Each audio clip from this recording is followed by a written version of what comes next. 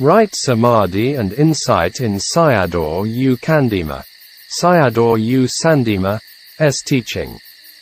Translation by Bhikkhu Uttamo. Introduction to Right Samadhi and Right Insight. Part 1, of 4 parts. What is the right Samadhi in the Noble Eightfold Path? There are 2 answers to this important question. The first is from the Buddha himself, the others are from commentaries, including scholars and practicing Buddhists. The Buddha's right Samadhi is the 4 Rupa jhanas. The right Samadhi of commentaries are Khanika Samadhi, Upacara Samadhi with the 4 Rupa jhanas. The scholars and practicing monks, including teachers and students, right Samadhi are with their interpretations, views and together with the suttas and commentaries. Doubts and confusion come from the interpretations and views of some scholars and practicing monks, including lay teachers with students. One of the dangers of the decline of patipatti, practice, is that if one claims to be a teacher without enlightenment, and any of the paths and fruits, and their teachings are only for the sake of fame and fortune, and become like a business. Sayadaw U Candima mentioned these things in some of his teachings. This is evident if we observe the famous Thai forest tradition, especially that of Ajahn Mun, where no one among his disciples ever opened a meditation center for money or fame.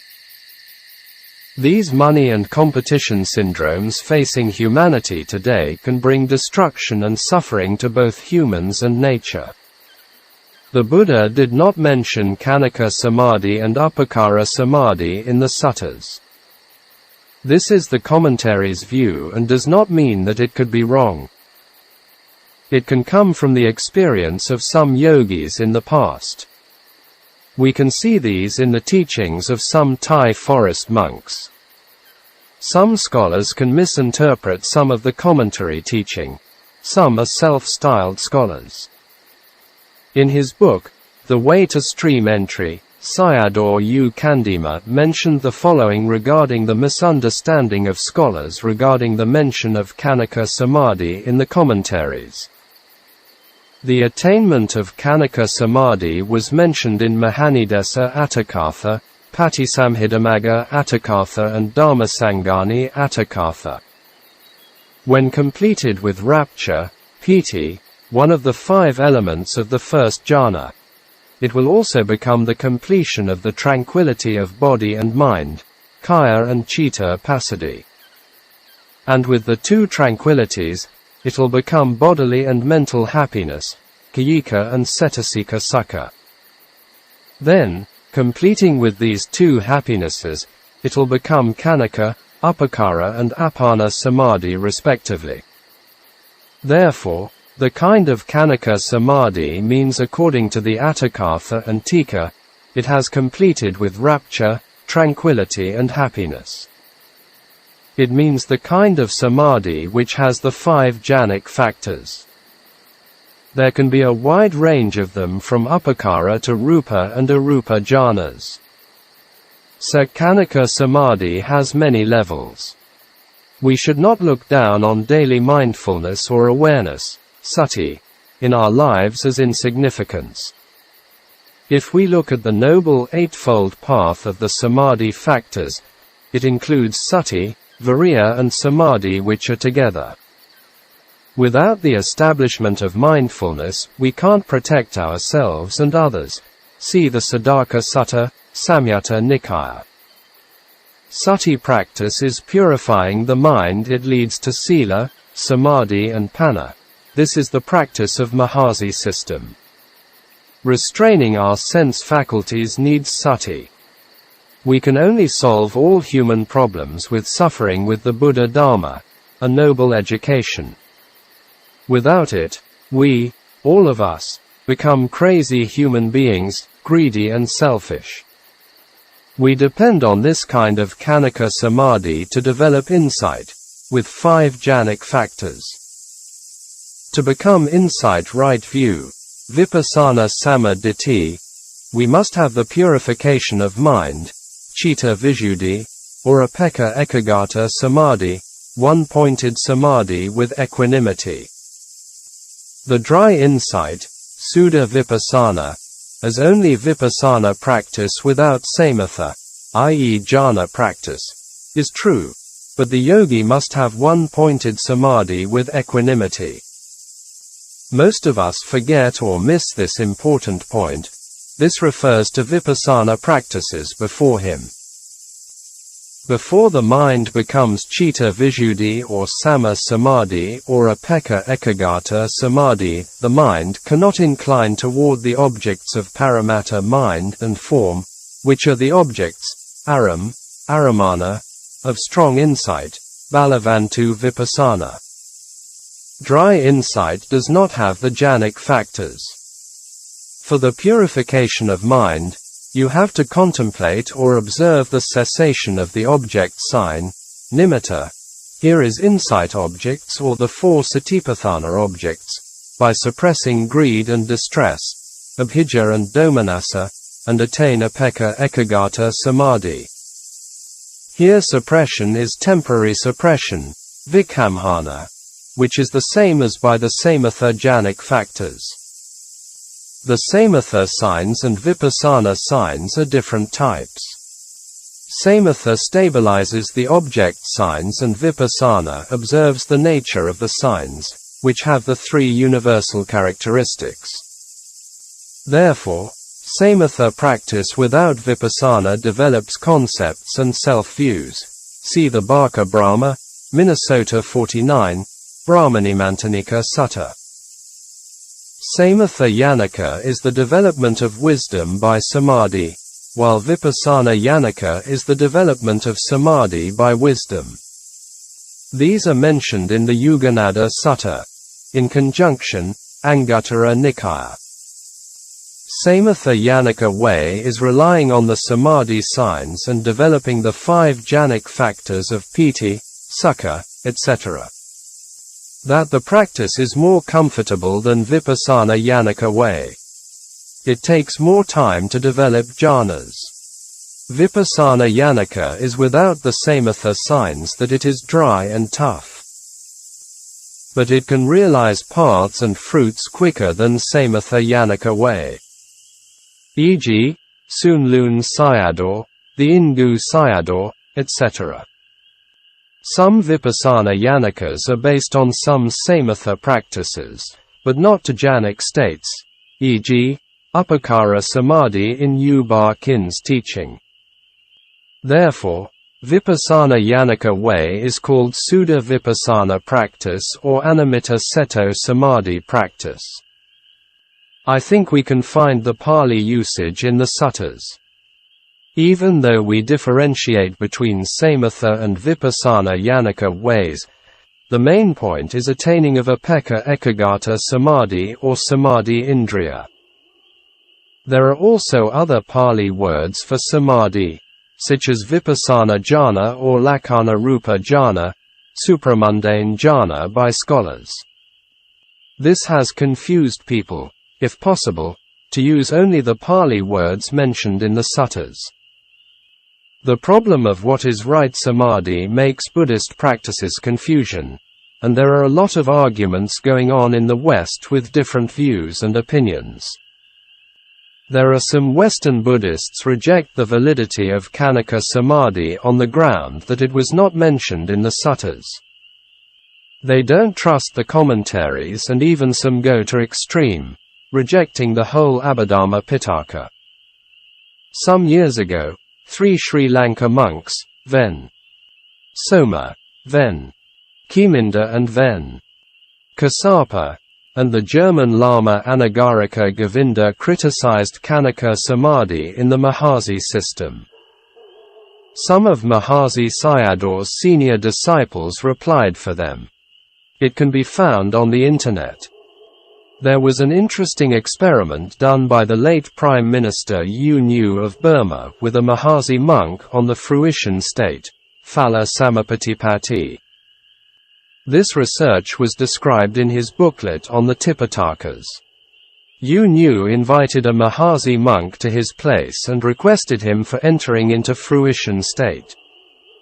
Yu Nu did not mention his name and he was not from Rangoon, because after the research he was flown back to his monastery by plane. It seems to me this research was arranged by Mahasi Sayadaw himself. This monk was in the fruition state for 6 days and 6 nights. Therefore, Yu Nu arranged for some people to observe him by replacing the observers. An American meditation teacher interviewed Fa Auk Sayadaw about the disagreements of Western Buddhists regarding what is jhana and right samadhi. Sayadaw said that people did not understand the Pali texts well. He also said that jhana practices were explained clearly in the Visuddhimagga. He advised him they should trace it back to the original suttas, the original commentaries and sub-commentaries, i.e., old commentaries. After that, for Visuddhimagga, they will understand the meaning. This important point is also mentioned by Dr. Nandamala Vivamsa Sayadaw, and his many Dhamma talks enriched my knowledge and profundity of the Dhamma. He made this remark as how many of them really studied the commentaries and made the bold criticism. He says this because of how many of them have actually studied the commentaries and made bold criticisms. Even I heard a story that a well-known Western monk, who had never studied Abhidhamma Pitaka, declared it as not authentic, including the commentaries, and he rejected all of them, and also encouraged others the same way. He also admitted that he had never studied the issue before and had only gained second-hand knowledge from others. There are many Buddhists whose understanding of the Dhamma is like the monkey's understanding of dukkha in this story below. An old Brahmin became nervous every day because his old wife was talkative and aggressive. She scolded him every day and found faults. As a result, he went to a large tree nearby every day to moan and release his stress. Oh, it's dukkha. It's dukkha. A monkey stayed in this tree and often heard the word dukkha and became curious about it. So he came down from the tree and asked the Brahmin, "What is this dukkha you keep mentioning?" The Brahmin was already in distress and wanted to teach the monkey a lesson. So he replied to him, "You must wait for me here tomorrow, and I'll bring dukkha for you."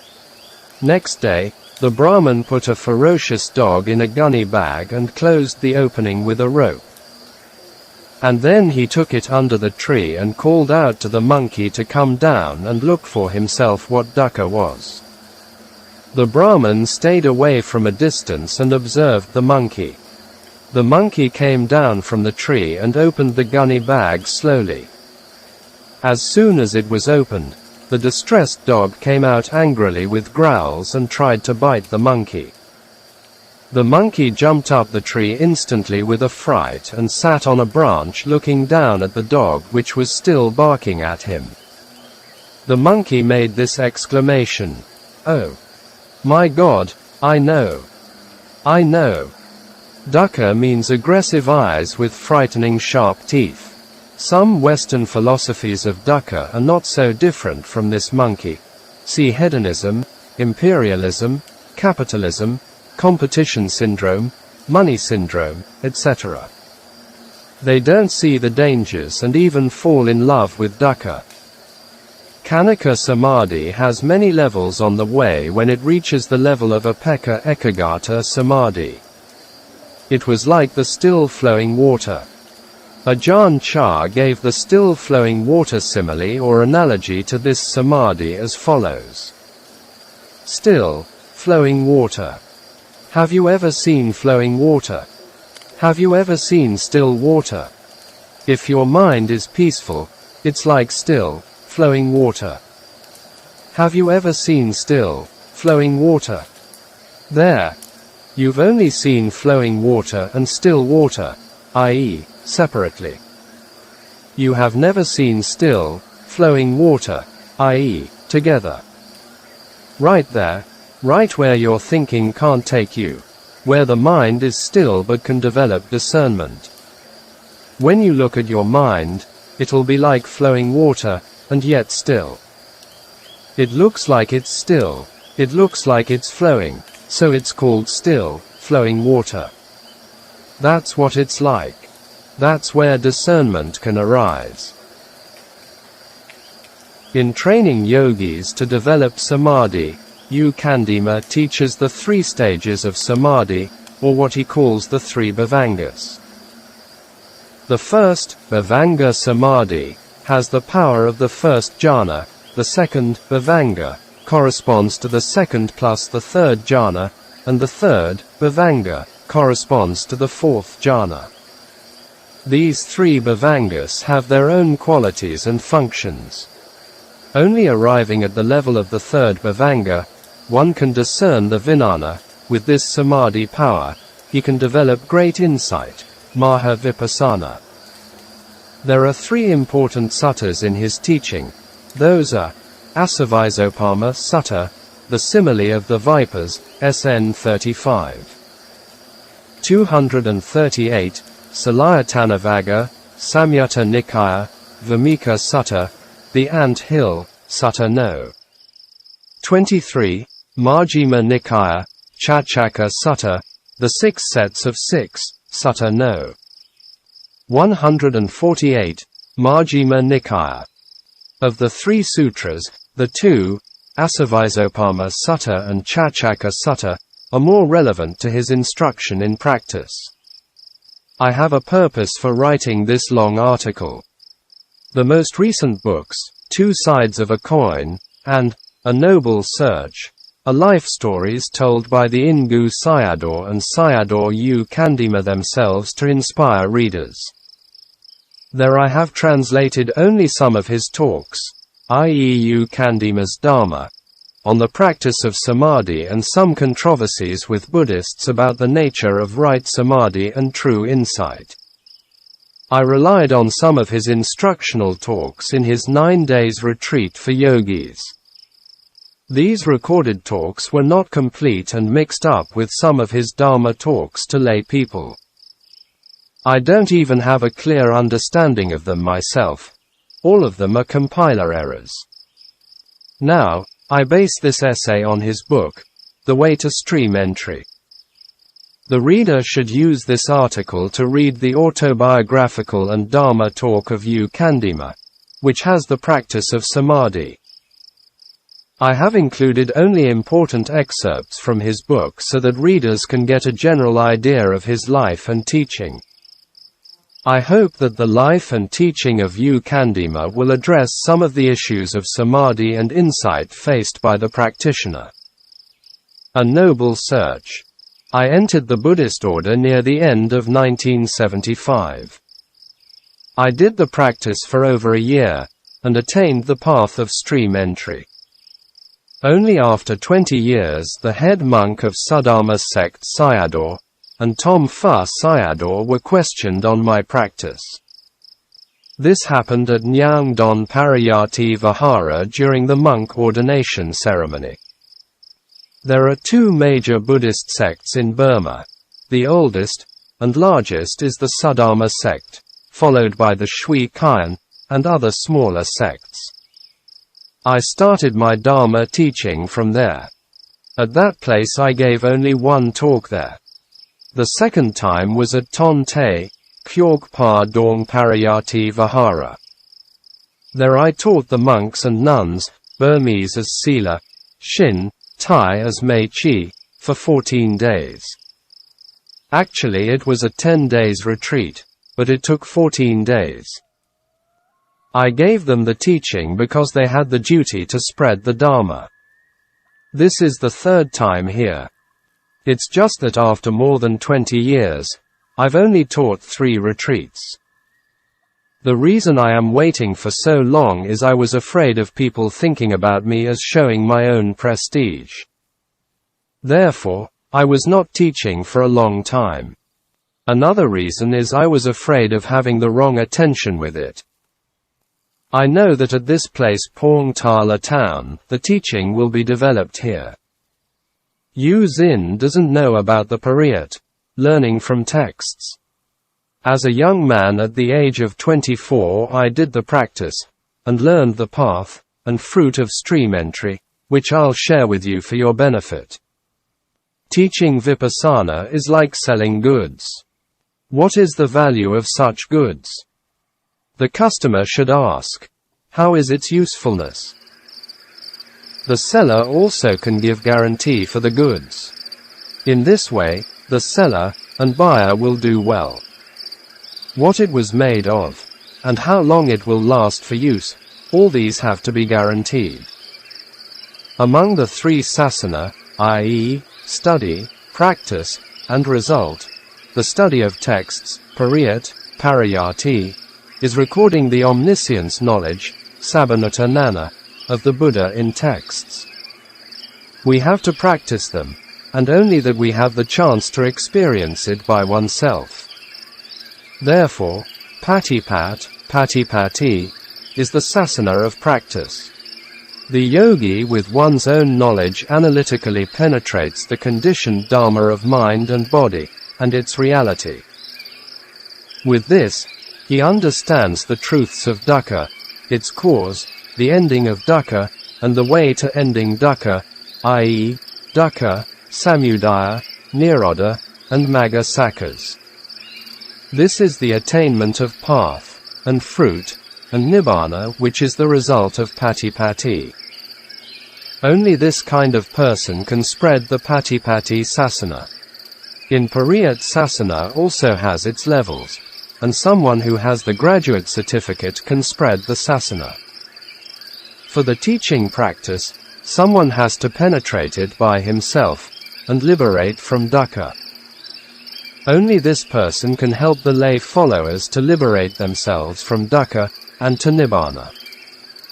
I myself don't know anything about Pariyat, but practice hard to arrive at the path, and fruit of stream entry which I offer you for the benefit. How can I have the perfection, parami, to practice it successfully? It's impossible without perfection, and must have parami. I'll talk about my parami in gist. My birthplace is Tar Gun Dine village, Tar Nut Pin town, Pegu district, i.e., north of Rangoon, and not very far from it. Before I was born, I had two older sisters above me. After my sisters were born, my mother had a strong desire to have a son. After the pregnancy, one night my mother had a dream. From the sky the Buddha and Arahants were coming for alms foods, and mother went outside to offer foods.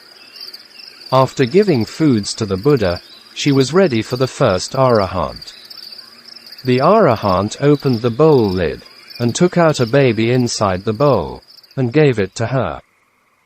Mother received it with the shawl from her shoulder, and looking at the child, it was a baby boy. It made her joyful, and then she woke up from sleep. From then onwards until she passed away at the age of 68 she could not eat any smelly meat and fish. I know about them because my mother told me. When I was sensible at the age of 5 or 6, I asked my parents to light candles in the shrine room every night, and I was sitting cross-legged in front of the Buddha statue. It gave me satisfaction by doing it.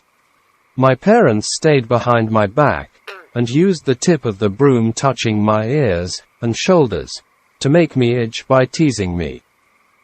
I was happy with it by sitting like this every night, and not because I knew something about it. His near past life of habit as a practicing monk carried to this life. Therefore, our everyday actions are very important not only in the present, but also for the future to come. Only after doing the sitting did I go to bed. At the age of 6 or 7, in the village, some villagers were sick, and I heard their crying and groaning. When people were separated from each other, lost loved ones, and hearing their sorrow, lamentation, pain, grief, and despair which made me depressed. Sometimes I saw people looking after the sick person, also the loved one, with low spirits and small faces, which also made me depressed. When I saw all these human sufferings, and asked my mother, "Mother, are people very often sick and crying, and groaning like this? Would it happen to us like this later?" Mother answered me, "My son, being born a human being, must encounter it. Can't we get rid of it?" "No. We can't." I became to be afraid and got goosebumps. I thought, one day I will have to suffer with dukkha vedana like this in crying and groaning. And then sorrow was arising in me. Even though I was only a child, seeing these things made me unhappy. I was also unhappy by seeing people became sick, and inviting doctors to see the patients, and looked after them. Later someone died, and I went to see it. Near the corpse, family members were crying, heartbreaking, and some were in shock and in a coma. Seeing him, I was unhappy. After back home I asked my mother, "Mother, who is dead now, do we also die like this?" Mother answered me, "If you become human, you have to die like this." Mother, "Is anyone free from it?" Mother said, "No one. One day I have to die, and you also have to die." When I heard them I was afraid, and there was no happiness in me. I became unhappy by thinking about old age, sickness, and death. This was a very rare thing that happens between a child and a parent on questions and answers of life and death. We can see that Sayadaw's maturity of mind as a child comes from his past practice. His mother's patience in answering questions about life and death was also very good. Most parents can stop their young children asking these kinds of questions. According to Sayadaw, his mother passed away at the age of 68, and took rebirth as a snake, but he did not say more than that. At the age of 25 he entered the stream entry, so he had a lot of time to help his parents with Dhamma. His father was lucky, he practiced, and reached certain level, but at dying his mind was inclining towards Sayadaw at the moment of death, and took rebirth as a tree spirit, Ruka Devata. I was thinking about the issues of where there was no aging, sickness, and death. So I went to ask my mother, "Mother, please tell me if there is a place where no aging, sickness and death." Mother said, "We don't have this kind of place under here, but it exists on the moon." Mother was making a joke to me. So every night when the moon came out, I went outside and looked at it. And then with the mind pulled it toward me, and when it arrived near tried to climb on the moon, but it moved away from me. Day by day I was afraid of aging, sickness, and death, thinking about how to climb on the moon. What happened to me later was when I was 10 or 11 years old. Inside our sleeping room there was a big clothes cupboard.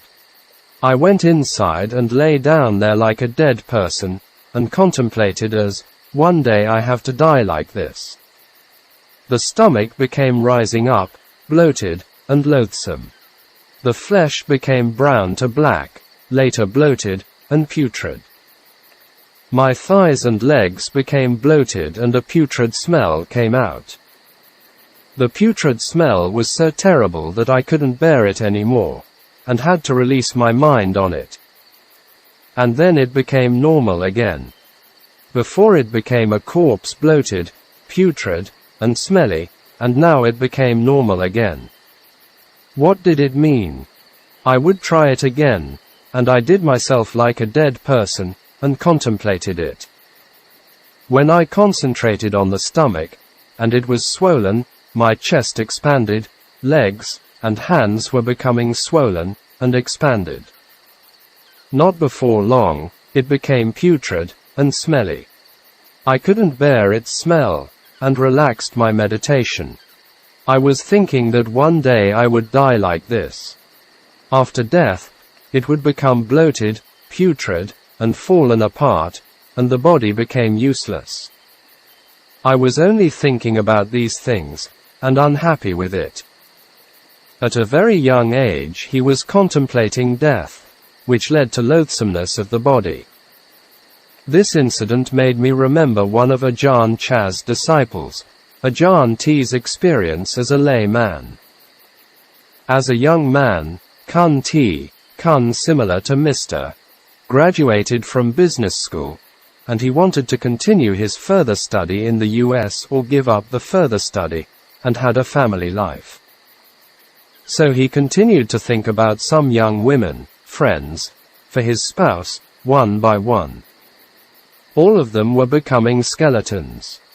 At last, he gave up his plan of further study, and had a family life. Later ordained by Ajahn Chah, and became a well-known forest monk. Lust, sexual desire, is very strong in humans, and a difficult human problem which relates to all. The majority of monks, Westerners or Asians, who have disrobed were mostly associated with this. The four things that make a monk not shine are woman, lust, money, alcohol, all sorts of drugs, and wrong livelihood. I think these also can be related to the lay community. In today's modern world we can see lust, sexual desire is a lot worse than before, such as homosexuality, child pornography, man prostitution, never heard before, a lot of abortion around the globe. In this case we humans of today are inferior to animals. The scriptures also mention some wrong sexual practices, such as illicit lust between family members, adharma raga, etc. Nowadays, there are a lot of human problems connected with lust. Solving these issues are also wrong. Sometimes instead of solving the problems, even promoting them by laws and media. What's a mess?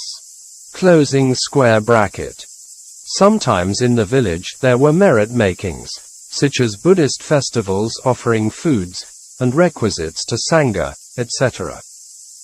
And we invited others from other villages, relatives, and friends.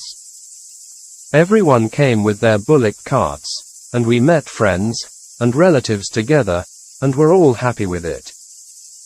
We established temporary pavilions and preparations for these occasions. After finishing all these merit offerings, all relatives and friends were leaving, and leaving us behind with separation and sadness. We all took down all the temporary pavilions and preparations which I saw made us unhappy, again. Living in the human world was no pleasure and pleasantness, and no stability at all. Behind all these pleasures and pleasantness were existing with displeasure and unpleasantness. People have paramis, perfections like thorns which start coming out also pointed. Gladness follows with sadness is a natural phenomenon. If it's like this, there is no pleasure at all. Therefore, I wanted to climb on the moon. So I asked my mother, "Mother, I am trying to climb on the moon, but I can't do it. Is there any other place which frees you from aging, sickness, and death?" Mother said, "There is none, and also can't be on the moon." I was making a joke of you. If you're on the moon also you can't free yourself from aging, sickness, and death. This body is with you. Does the Buddha also age, get sick, and die? The Buddha would age, become sick, and die only this time, and it would not happen again. If this is possible, then I'll practice his way. How did the Buddha practice? And then Mother taught me how to use the rosary with reciting of Anicca, Dukkha, and Anatta. You'll age, sick, and die for this time only, and never again. And then I began counting the rosary. At night without doing it I would never sleep. Also Father taught me how to use the rosary, such as the qualities of the Buddha. There are 9 qualities or attributes of the Buddha, and a very common practice in Burma, mostly for protection and power. The 3 universal characteristics, i.e., anicca, dukkha, and anatta, counting the rosary for the numbers of one's age, e.g., if you are 50, then counting for 50 times of each one round of rosary, etc. I was doing this practice every night, and observant days, i.e., 4 days a month, up to my high school year of 10th standard, i.e., before the entrance of university. Whatever business I had on every Uposatha, observant day, I never missed it. I was making the determination that I would practice according to the doctrine of the Buddha, and trying my best not to get this khandha, mind, and body. And then I arrived at the 10th level of high school. Here we can see the importance of habitual practice, samatha or vipassana. Sayadaw's past life, as a monk also, habitual practices carried on to this life. Even at a young age as a small child or boy it never vanished. There is a Burmese yogi U Kyor Win, who at the age of 28 started to practice samatha with rosary. When he was a little older, and close to retirement age, he had the chance to Mandalay City with government duty, and arrived at a meditation center which taught the way of Kani Sayadaw's method, Kani Sayadaw 1870–1956. He had the chance to sit 2 hours with Anapanasati, and had a good Samādhi. Shortly after retired, he went 2 months with retreat at Morbi, near Rangoon, Ratapala Meditation Center in 2005. This is Mai Zin Sayadaw's center which taught the Kani method. He wrote his 2 months retreat experiences in an essay called Taste of Dhamma, Dhammarasa. It seems to me he was quite successful in the practice. This is the benefit of many years of habitual practice of samatha or vipassana. Another example is an Italian yogi named Eduardo, and according to him, when he was in Italy every day he practiced meditation for 2 hours with Anapanasati. Later he went to Burma, and looked for a teacher to practice with. He met Ven. Adhikaram U Sun Elwan, who taught him Mogik Sayadaw's system, and realized Dhamma. Later he wrote a letter to Ven. Adhikaram said that he was teaching at St. Petersburg in Russia. This is also the outcome of habitual practice. Habitual practice is so important for dying near death. We can see this in Chanavada Sutta, Sutta number 144, Majjhima. It can be also said as a wisdom perfection, Panna Parami, for enlightenment. Closing square bracket. At the 9th level of high school, I stayed at my aunt's home in Saketa town. At the 10th level, my great-uncle who was a Buddhist monk said to me that at this level there were many books for study. So asking me not to stay at my aunt's home, and came to stay at the monastery. Therefore, I moved to the monastery. In the rain season, he taught laypeople on the process of dependent arising, Paticcasamuppada, with Mogik circular chart on D8. So I asked him, Ven, Sir, what is this circular chart for doing? I am using this circular chart for teaching people. Ven, Sir, do your Dharma turn circular like this? He knew that I did not understand it, and did not talk much about it. Round of existence, samsara, is turning in this way. If I tell you about ignorance, avijja, clinging, upadana, and action, kama, you'll know nothing about them. He explained to me only that much. This happens in the morning. In the midday I came down the stairs, my great-uncle asked lay people to sit in meditation, and taught them with Anapanasati. I asked him what they were doing. He told me that it was practicing meditation. I said, "Does Dharma have two kinds? In the morning you taught them with the circular chart, which is not Dharma." He said, "The morning Dharma teaching was showing the round of existence. If you want to come out from the circular samsara, you have to sit meditation like this." I wanted to free from samsara, and asked him, "Then, Sir, is this one of the ways of the Buddha?" "Yes, it's," I said to him. "It can't be, and must be the counting of the rosary." Did you see the Buddha holding a rosary? During the school holidays of observant days, my uncle, i.e., during his periods in Saketa, sent me with his car to Shui Dagon Seti for my observance. We can see the strong parami came from his past lives. For most of us young people, let alone practice like he did, they don't even remember most of the observant days. I cannot even remember schools and government offices having holidays on Buddhist observant days, for full moon and new moon. In the time of the Buddha, the Buddhists had it. In samsara, it was extremely rare to meet and have this with the Buddha Dharma in samsara. Therefore, Buddhists should use this rare chance for the practice. I had never seen a Buddha statue holding a rosary. Then my great-uncle continued, "These rosary practices were the practice of before the Buddha.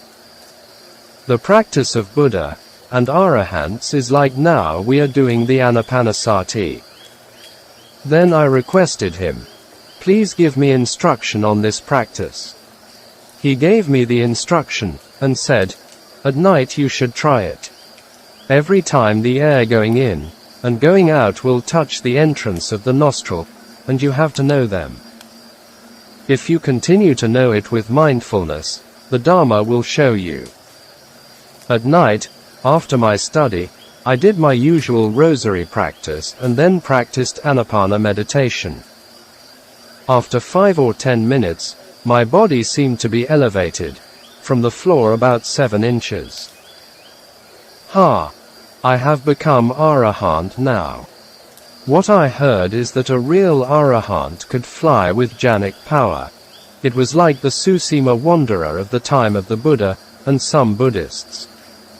And then I could go wherever I wanted.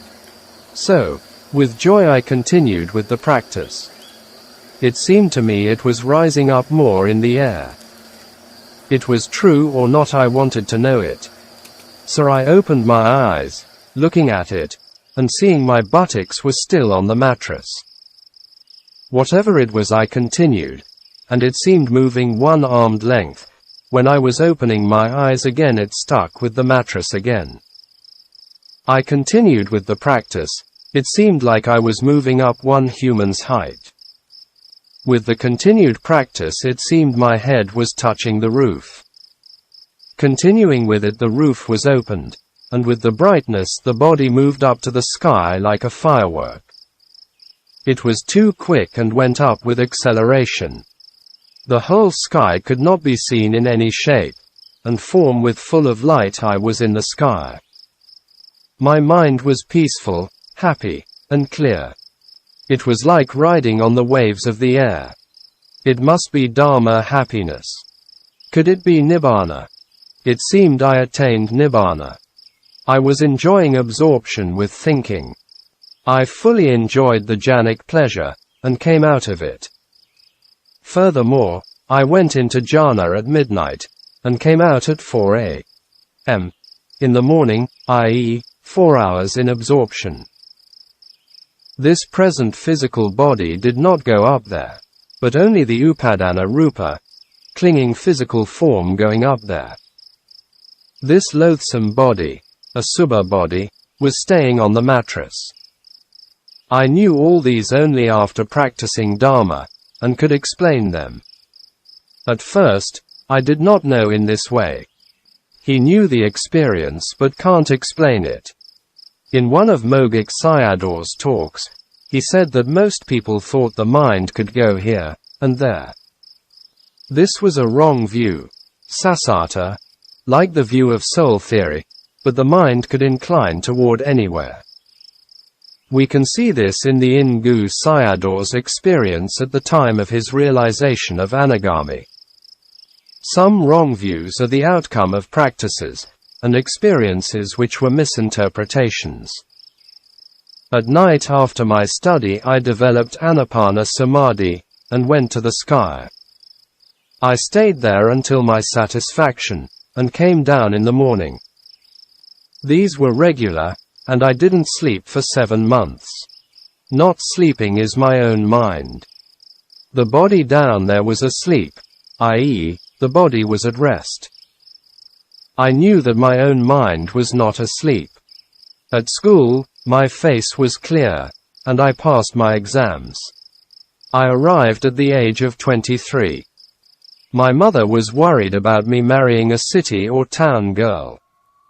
So she arranged a country girl for me. Mother made this arrangement with the parents of a girl in our village. Both sides of the parents were finished with the engagement, and it only needed my consent.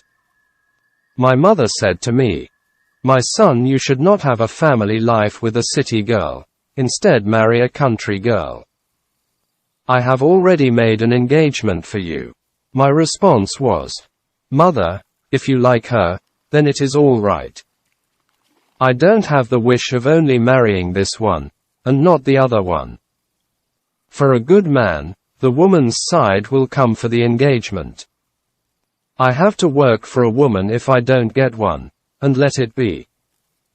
Mother said, "No, it's already arranged. I tell you this matter because it was connected with perfection, parami, and this will come later.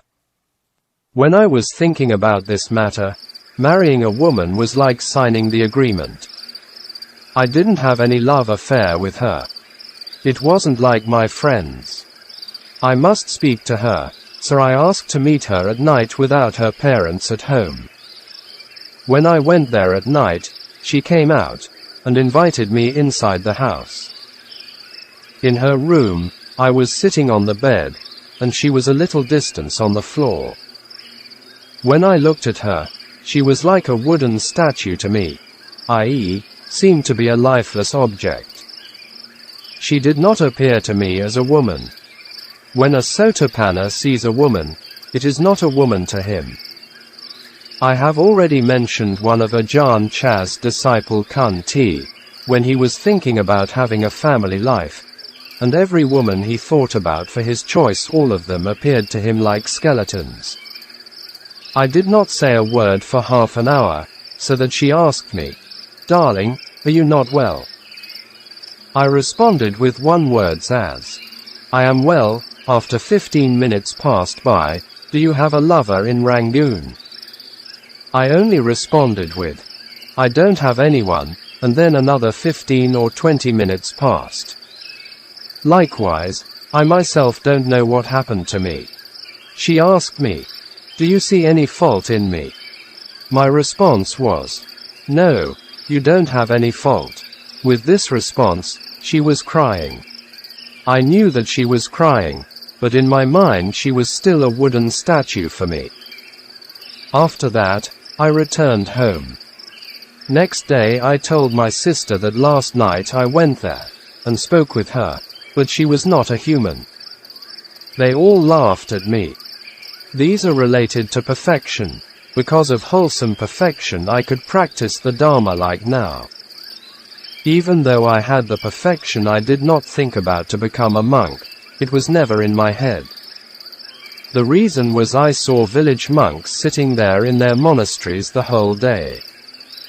When I saw them, I myself became bored.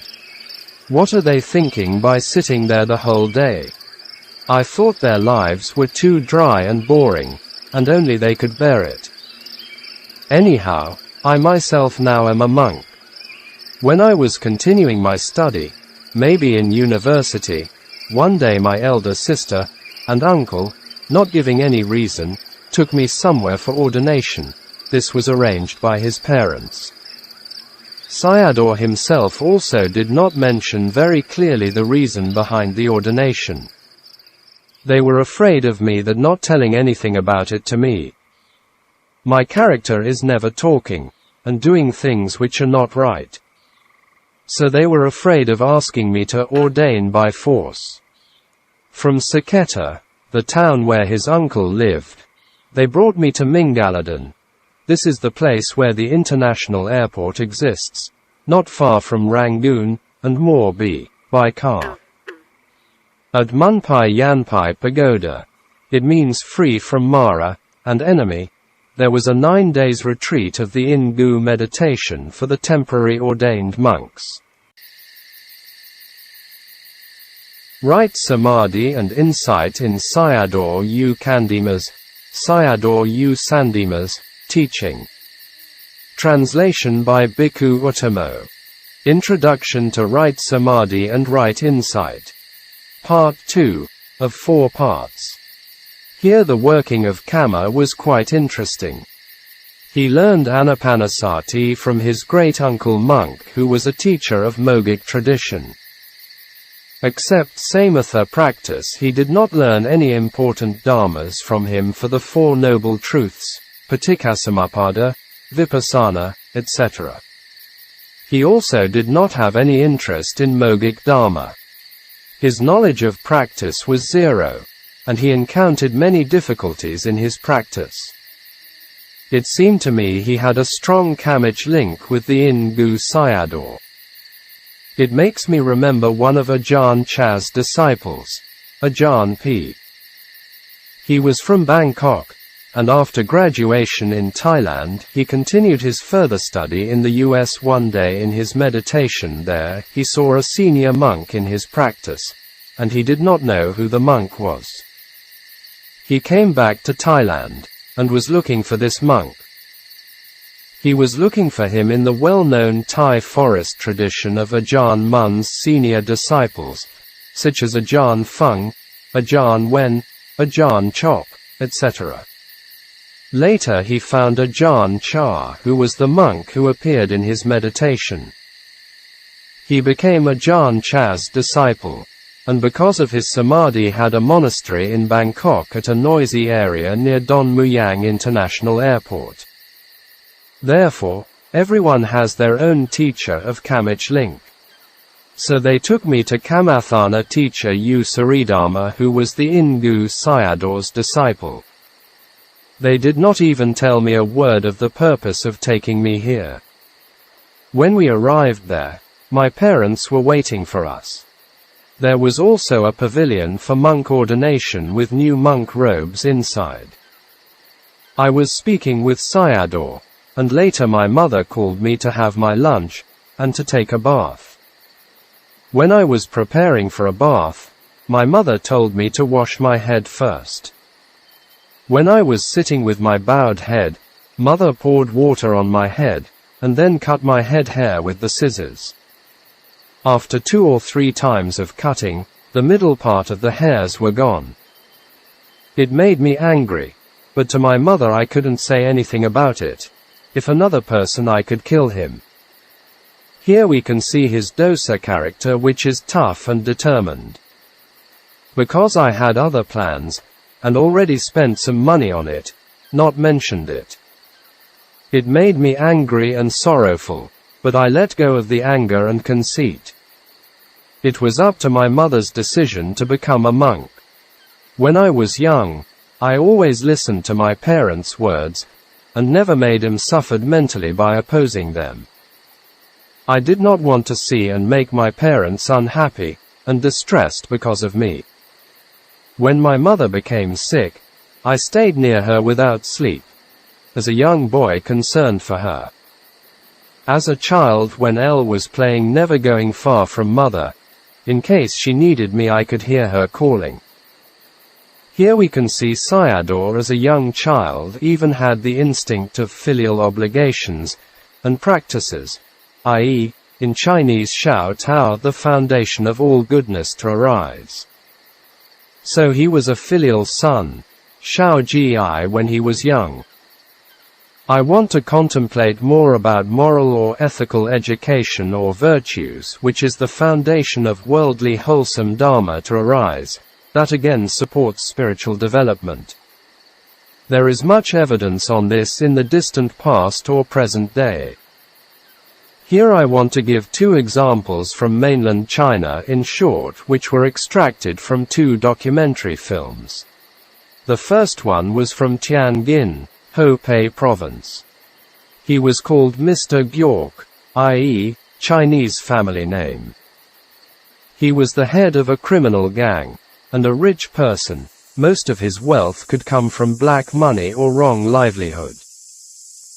Later he met a group of people who were touring the whole China lecturing on Chinese culture and moral education, which were not from books, but directly from their lives and experiences, how their characters and lives were changed. He himself became a changed person, and became a well-known philanthropist. The second person was from southern China, Chaochu District, Guangdong Province. He was called Mr. Shell, family name, and seemed to be from the countryside. He was the leader of a small group of thugs in his area, and everyone was afraid of him. Likewise, he gave a lot of trouble to people there. He exploited people by force and violence. Therefore, many sold their lands, farmlands, and left the place.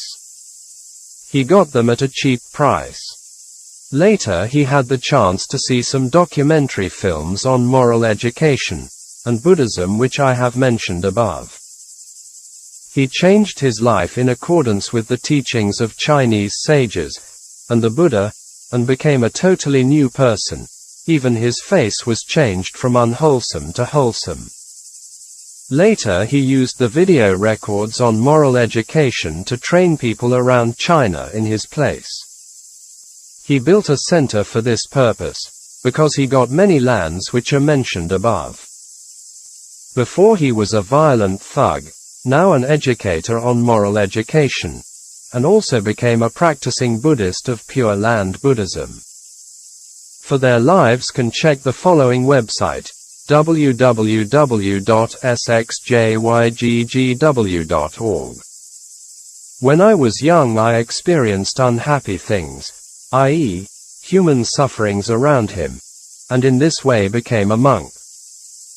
Before I became a monk, one time when I was crossing the Pegu stream, and got stuck in the thick mud, I thought to myself, I must die, and there is no one to save me. It's also very far from the village. I was calling on the Buddha, and not very long the tide water would arise, and except the Buddha no one could save me. After some time, the fisherman Ko Ong Din, who was our neighbor returning from fishing, saw me, and saved my life. Arrived back home, my mother gave me food. I was thinking that when people encountered dukkha they were calling for the Buddha. In that case, what should I do to be near the Buddha? If I was in dukkha I would be near the Buddha. And then I made the following wish. In every life let me encounter dukkha. My whole body was rising up with goose flesh.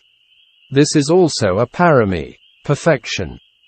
Everyone desires, and for the happiness of human and celestial beings, devata, and making wishes and prayers for these things. But no one is making the wish and prayer of encountering dukkha.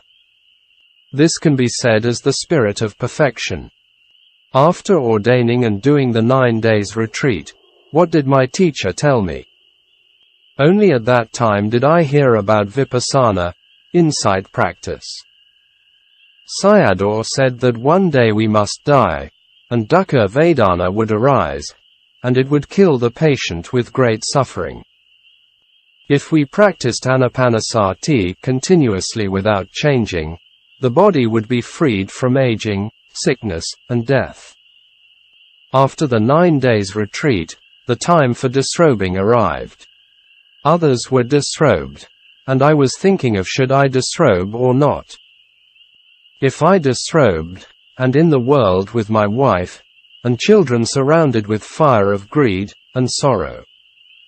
I had to support them with my education. I had to be afraid of the suffering related to them.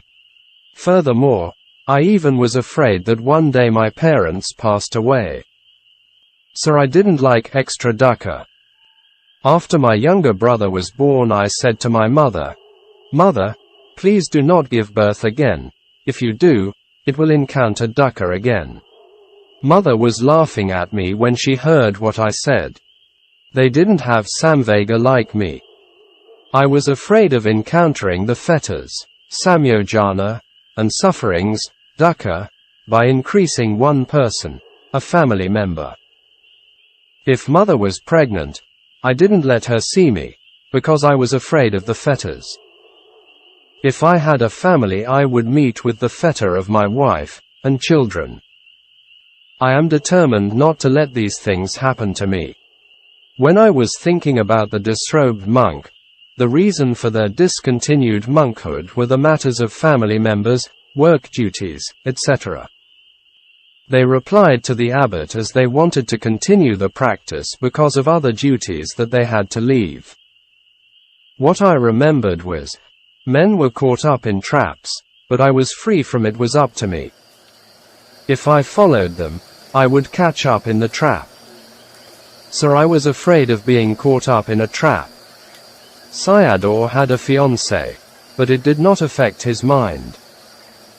It was the same as Chao Kun, who was temporarily ordained for his deceased master His Majesty King Rama VI, and after disrobing would marry his fiancée. He changed his mind, and continued his practice in a kuti for 45 years, a noble warrior. Most disrobing cases were related to women. There were also many Western monks disrobed by women, and after marriages many divorced again. With my knowledge, Westerners died in Thailand by women, disrobed, and died in Sri Lanka by illnesses, disrobed, or died by hygienic problems. There was a story in Thailand related to Luang Por Dun, Atulo's senior disciple. Luang Por Dun was well known, and one of Ajahn Mun's senior disciples. He was a bit like a Zen master, and one of his well-known teachings is that Chitta is Buddha. His senior disciple was 60 or over 60 of age, and an abbot of a monastery. One day he told his monks he would give up his robes. It shocked the monks and lay followers. The reason he gave up his robes was he wanted to marry a daughter of a faithful follower.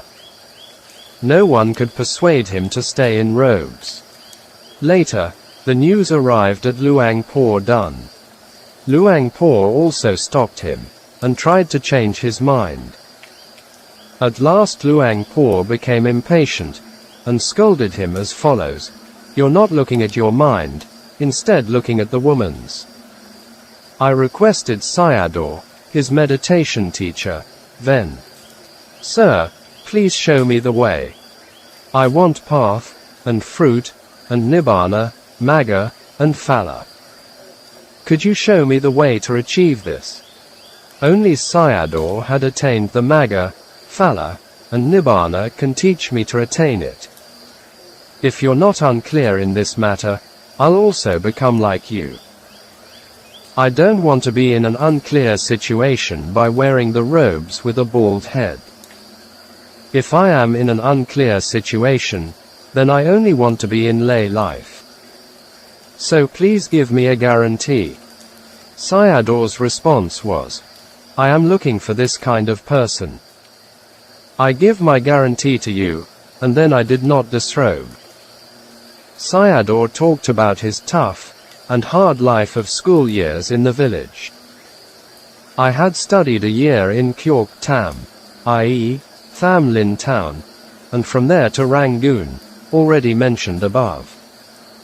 I had my education with difficulties, and a hard life. I was worrying about wasting all these matters, and also I was a young man. Here we can see his seriousness in practice, and a monk's life. He must achieve something in Dhamma instead of wasting his life without any result. I was thinking about another point. Sariputta and Mahamoggallana were rich men, and Anuruddha was a prince, even though they could wear robes. I was nothing special about, and why should not I let go of worldly matters? With these thoughts, I uplifted my spirit. In this way I continued my practice. March and April were very hot, and at these time there were very few people. Sayadaw taught Dhamma only at nighttime, very hot at daytime. In the daytime I went up to Kyork Wine Seti at Kyork Galat. I sat in meditation in a cave at the middle platform. I couldn't control my mind. Likewise, I tried to establish Anapanasati, and the mind with sensual pleasure related to young man was arising in me. I sent my mind to the entrance of the nostril, but every time it ran away from it. I became low-spirited. Furthermore, I took the face towel which was on my shoulder, and looked at the white towel and recited as, it's white, etc. With the reciting, the mind went out very often. With a lot of sense objects arose, and I couldn't control it. In practice the meditation object disappeared, and after 15 days I went to ask Sayadaw to give me a method to control my mind. He told me, you would not get it this way. With going and coming has sati. You must have sati when going for alms round, and wearing your robes. From going, stepping etc. Have to stick with sati. Your mind and body always have to be stick with sati. I wanted to realize the Dhamma, so I was holding things with sati, taking things with sati, going and stepping with sati, etc. If the mind went out, I used sati to come back to the object. In this way I practiced for 15 or 20 days, and my practice was becoming stronger. I went alms round in houses at Taik Koi Lone, 9 buildings. One day I went inside a house, and sitting at a place prepared for monks, and a girl came out and put foods inside my bowl. After I put on bowl lid my consciousness stopped, and disappeared. I.e., something like in coma, it's called fall into bhavanga, life continuum mind in Abhidhamma. When Luang Por Tate Dasaramsi, one of the Ajahn Mun's senior disciple, was a young monk, he always fell into this state while sitting in Samādhi. If someone can't correct it, it will become a habit and affect the practice. The present mind and body was not sticking with the conceptual object, and ceased or stopped. The object of perception or concept disappeared. That I did know myself, and the normal mind was stopped, and I didn't know to get up. The girl also had to sit in front of me. After some time my sati came back, and became frightened. Later, I told Sayadaw. Then, Sir, when I was receiving foods, my sati disappeared, and it became a problem. It's better for me to temporarily stop the house alms round. Sayadaw's response was, no, don't stop it. You're not stealing other people's properties, and not insulting them. It comes from practice, and no fault at all. Who is blaming you? No one. Then, Sir, in this case, you continue the practice. After that, I asked Sayadaw's permission to go back home, and see my parents for a request to spend Vasa, rain, here. Here we can see Sayadaw as a good son or a filial son according to the Chinese culture standard. Actually, he had no need to do it, but his parents did not know about his commitment for a monk life. He would come back home after the 9 days retreat. After seeing my parents at home, I returned to the monastery. Then I met the female followers, upasikas, Again at Taik Khoi Lone, 9 buildings. At present with respect, and over faith, Sada, became craving, Tanna. I thought they were extreme, and also didn't know me before. And then I went to talk to Sayadaw about it. Candima did not mention what really happened to him. Anyhow, he was extremely careful about his practice, and monk life. After listening to me, he said, "Yes, you can't continue to stay here. If you continue to stay here there will be danger." So he sent me to the Ingu Meditation Center in Morbi. At night, when I sat for meditation, and understood the reality behind the incident. In my past life, it seemed the near past life, I had practiced here as a monk. At that time this place was a deep forest, in Thailand at the beginning of the 20th century villages, and forests did not have clear boundaries. Outside the villages were forests. Every day on alms round I left some extra food for a group of cats family in the forest. This group of cats came, and ate these foods. Therefore, I had intimacy with these cats. Because of the past fetters, samyojana, it continued to this present life. So I didn't see any faults in him, and went to the Ingu center for my practice. In Mei Chi Karao Siamlam's biography mentioned one of her past lives as a mother hen with some chicks were wandering around a monastery, and looking for foods, insects, and rice grains. Nowadays, humans are closer to animals than before or ever. They created more kamich links with all sorts of animals, using animals in many ways with a lot of exploitation on animals, sometimes in very cruel ways. Today men talk a lot about human rights, and also use it wrongly. Do they ever think about animal rights? With animals, humans create a lot of environmental problems around the world. I arrived at the Ingu, and on 12th of Na-yon, i.e., roughly in June, and I started my practice there. Even after a month I didn't have any realization. With breathing in, and breathing out Vedana arose, i.e., Dukkha Vedana, and then breathing strongly to overcome Dukkha Vedana was becoming a practice. In the instruction when painful feelings arose, and asking the yogi to breathe strongly again. When it was freed from Anapanasati, the mind returned to Dukkha Vedana. When Vedana became unbearable and I had to re-establish Anapanasati. Sometimes with good jhana it was freed from Vedana. Here the language Sayadaw used did not represent the exact meaning. Good jhana was not the real abortion state, but represented strong samadhi. We can never be free from feeling. One type of 3 feelings always exists as one of the 5 khandhas. Freed from Vedana meant I could bear it. Sometimes it fell back on Vedana, i.e., Vedana pulling the mind down to its place. What did Sayadaw say about it? I.e., referred to the Ingu Ukkaṭṭha.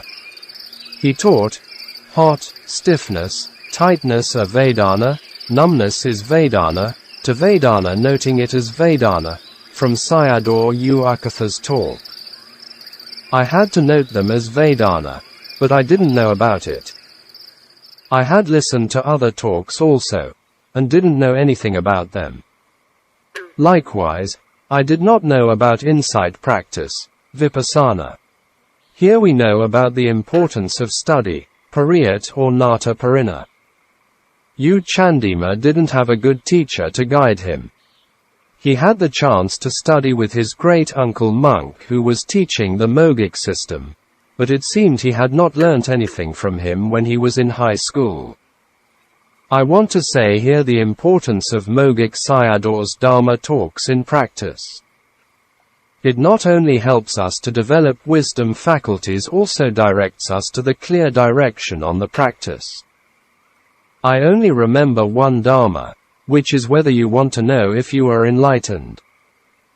I.e., the state of stream entry, sotapanna, with the contact of the eye, and physical form, rupa, if you know them as seeing a man, and knowing a man seeing a dog, and knowing a dog, etc.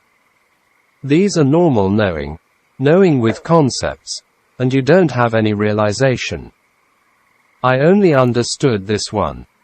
The other things are the 5 khandhas, etc. I did not know anything about them. In the practice, the normal knowing of seeing man, and knowing as man, seeing dog, and knowing as dog. It's not the realization yet. But if you are seeing man, and not knowing as man, seeing dog, and not knowing as dog is the realization. I only knew this one. And this was a manual Dhamma for me. Now I have attained the Dhamma with this one as my manual. The teachers taught the students as noting the hotness, stiffness, and tenseness as Vedana, and continue to observe them. Then I went to ask my teacher, Ven. Sir, should I note the hotness, stiffness, tenseness as Vedana? He said to me, yes, it's. Then I noted him as, hotness is Vedana, stiffness is Vedana, Vedana, Vedana, etc. When I checked it I only knew hotness, stiffness, and aches, and pain, but didn't know Vedana, i.e., get lost in words, and concepts. There was an old nun who looked after me. Her name was Dor Mitara. She herself also was a teacher. It seemed teaching the nuns, and lay women. At night, I went to ask her my problem. Then I asked her, Sayadaw, when I practice, note the hotness, stiffness, and tenseness as Vedanas, but I don't know about Vedana. I only know hotness, stiffness, and aches only. How should I practice knowing Vedana? Sayadaw did not continue to talk about how the Mechi Dor Mitara responded to him. He stopped here. I guess Dor Mitara would answer the same as his teacher had said before. Sayadaw is the Burmese word for teacher and is the name given to nuns by monks and lay alike. Upasakas and upasikas, you have to listen to this talk with wisdom ear to learn from a person who didn't know about the practice. I was noting the hotness, stiffness, etc. But I didn't know about Vedana. I myself was a science student before. So, how to practice it? How to note it? What is the reason for it? What cause leads to what result? I could only practice by having references and evidence. For example, in geometry, a type of mathematics, 2 triangles are equal. In this case you have to prove it. I had the genetics of science with me, Beja. I myself had the habit of saying and doing things according to the truth. If it means nothing to me, even if it's a step, I won't do it. Now I don't know why the heat, stiffness, etc. are considered Vedana, which makes me feel unsatisfied. So I asked Sayadaw, Ven. Sir, I note hotness, stiffness as Vedana, but I don't know about Vedana. How do I contemplate it? Sayadaw's reply was, Ven. If you have hot, cold, and stiffness, it's pleasant or unpleasant. It's unpleasant, Ven. Sir, in this case you have to note it as dukkha. Did it happen on its own, or did you do it? It happens by itself, sir. Then you note it as anatta, not self. Are these natures permanent or impermanent? It's impermanent, sir. Then it's not permanent. You note it as anicca, inconstant. I thought as I had the method, and practiced it again. All these instructions were according to Buddha teachings, but the knowing, and the reality were not in accordance with the Dhamma. So it only became concepts. Before Vedana arising I practiced Anapanasati, and when Vedana arose as an example, hotness arising from its nature, and I recited it as anatta, anatta, etc. So my mind became tired. When I looked it back, hotness is only known as hotness. I didn't know it as anatta, and only the reciting of anatta existed. The instructor of meditation, Kamathana Acharya, had to give the instruction suitable to the character of the student, and not taking everyone as the same. People had different knowledge, Nana. This was the most important in giving instruction. The teacher must give guidance appropriate to the practitioner's shallow or deep knowledge, and his scope and perspective. I wanted to know the nature of cause and effect. The teacher gave me instruction as usual, i.e., fixed formula, that the giver and the receiver were not in accordance with its nature. It was only reciting as anatta, but I couldn't bear the pain and aches, because I couldn't bear the hotness, pain and aches that the mind suffered, so I was reciting it dukkha, dukkha, etc. It was only reciting, and still in suffering. It did not disappear, and also not knowing as Vedana. From hotness, it changed to stiffness, so I noted it as anicca. Once noting the stiffness, it also changed. I noted it as anatta, anicca, and recited as dukkha, but I was only knowing of not wanting the pains and aches. Anicca, dukkha and anatta knowledges did not arise, and only knowing it as unpleasant. For a week I was practicing days and nights. The practice was not developed enough that it made me disappointed. It was also not right. Therefore, I went to ask the meditation teacher U Nandabasa. It was not easy to ask him, because there were many people there. He could shave head hair, so I had to wait until my hair was long enough. Only shaving the hair, I approached him friendly, and asked my question. Then, "Sir, I am noting the hotness, stiffness, and tenseness, but don't know Vedana.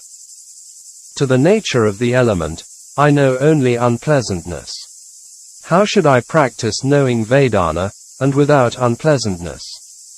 His answer was, "Friend, if hotness, stiffness, and tenseness arise, it has to be noted as Vedana." Friend is the Pali of avuso, in Burmese, Sayadaw. Here we can see the system or method of practice with no clear explanation about the system.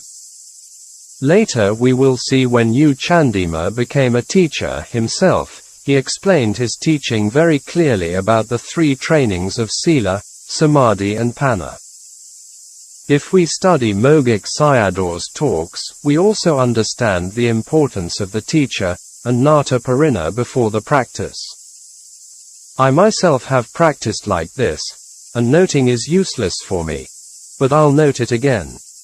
So I continued the practice with noting. Noting was one thing, and the experience, i.e., feeling of dukkha Vedana, was another thing, only knowing the unpleasantness, and not led to wisdom, Panna. I was practicing for over a month now, my skin was burning, and my bottom was with injuries. Here we can see the seriousness of his effort in practice, similar to the great yogis of the past. It mentioned the following incident in Tibetan yogi Milarepa's biography. Once one of his disciples had to leave him, so he sent his disciple on a journey. When it was time to leave and say goodbye, the disciples asked him to give a short teaching. Milarepa turned his back towards him, and bending his body a little, and lifted his sabbing, i.e., lower clothes, and showed his bottom to him. It looked like a hard rock dark with hard flesh and skin, an excellent meditation teaching. There was also a famous Japanese Zen master Ban Kai, whose well-known teaching was Unborn. One time he stayed in a cave, and did a lot of long sittings that his bottom skin was worn out with blood. 18th or 19th century. Long hours of sitting without a proper samadhi is a difficulty to do. Ajahn Mahabua also did long night sitting, from evening to morning without change. His intention was to understand dukkha vedana, and how much he could bear it. According to him, if someone overcomes it, however strong dukkha vedana arises, not a problem at all, especially at near death and dying. Some Western Buddhists look down on Mahasi's system of noting method in the Satipatthana Sutta. This is developing vipassana samadhi. When it is developed, one can bear the dukkha vedana. In southern Burma, Morn State, New Don Town, there was a well-known teacher called Tavku Sayadaw, and his teaching was Mahasi system, but the differences between them was in sitting. He encouraged sitting for long periods of time, and some people could sit for 6 hours, 8 hours or 12 hours at a time with this noting method. Sayadaw himself was an example, including some of his close disciples. Without strong samadhi and insight, nobody can sit that long. Once I was in a Thai forest monastery, a monk named Ajahn Tong. After the evening puja 7 to 8 p.m., he went into jhana state, and came out at 4 a.m. exactly by himself before the morning bell rung for the morning puja. Closing square bracket. From the morning 6 a.m. to 10 a.m. was one sitting, and from midday to 5 p.m. was another long sitting. At 7 p.m., we had to do the evening puja. I went to see Sayadaw and told him, "Sayadaw, I don't want to attend the puja. I don't have enough time for practice." So Sayadaw designated a place in a sima for me to do my practice. He also gave other monks permission if they wanted to do the practice. From then onwards, from midday 12 p.m. to nighttime 7 p.m. I did one sitting. I desired for the Dhamma, and no need to reduce the price like in business. Most people, in most centers, did the sitting for an hour only. They thought that 1 hour was enough. However, what was the use of just 1 hour? I was wishing for the Dhamma that I had to sit for to attain it. If you didn't succeed, then it was only wasting the time with the numbers of sitting. This reflection is important for young serious yogis, man or woman. I must practice to attain, and with the desired mind, chanda, I did my practice. In one of Mogik talks, it mentioned yogis should practice with samvega, chanda, and mana for attaining of Dhamma. The practice and progress did not match, and all that remained was pain and soreness every day. It took me a long time, but I didn't find the way out. I tried to run away from Vedana with only a short time, and fell back into it. Only with Anapana practice, I freed myself from it, and without it, I became unpleasant again. I was not freed from dukkha. How should I practice this Dhamma? And then I was praying for the Buddha. I could not rely on my teacher, so I prayed to the Buddha, but he did not teach me. I was afraid of the 4 woeful existences, apaya. Fear of aging, sickness, and death sufferings was also this mind.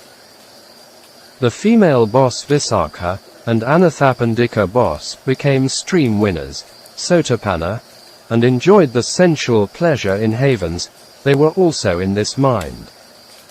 This mind was changing in various ways to express its nature, which I became understanding of. It was arriving at insight. When doing the practice, I didn't get what one's desire was, and thinking as follows. In the past, arahants attained absorption, jhanas, before I also had attained jhanas. Attaining of jhanas must be arahant. Therefore, I practiced Anapana up to jhana levels. After attaining it, I went up to the sky as before, and came down again. I was playing jhana in different ways. After that I was opening my eyes, and when seeing a nun, and only knowing as a nun. In this case, if seeing man, and knowing as man, seeing dog, and still knowing as dog, then my practice was not attaining the Dhamma Nibbana yet. I deviated from it, so what should I do to achieve Dhamma? I didn't see the trace of the path because I didn't get the good method and the right way. Therefore, I myself teach you with guarantee with the right method and right way. I am concerned for you not to happen the same as me. I am teaching you with this kind of saddha. I was practicing until my buttocks were like falling apart with the skin falling out. After the sitting, if I got up, my buttocks and robe was sticking together. I had to use my spittle to separate it. I was practicing without getting up, and also not thinking of getting up. Attaining jhanas also was not arahant yet. Was it an arahant by seeing things? i.e., divine eye. In this case I must establish the vision, and I practiced for it, and attaining the light element, dhatu, or the clear element. With this, I was looking at celestial beings, and their heavenly mansions, forests, mountains, clouds, and on earth, seeing living beings, worms with different shapes and forms. Then I became an arahant and opened my eyes in seeing man, and dog only knowing as man, and dog. Before the practice when seeing man, and dog it was only knowing as man and dog. After the practice it was not making by oneself only with the internal normal mind, and looking at also still seeing, and knowing man as man, dog as dog. This was still not the Dhamma. Then what were the other ways? I was looking at things which were appeared by itself. With this mind it was purified. I would control the mind to be calm. With a lot of control, the mind became calmed down, and ceased in a blip. The life continuum mind, Bhavanga Chitta, vibrated, and the clear element went out with light. Its clear element was another kind.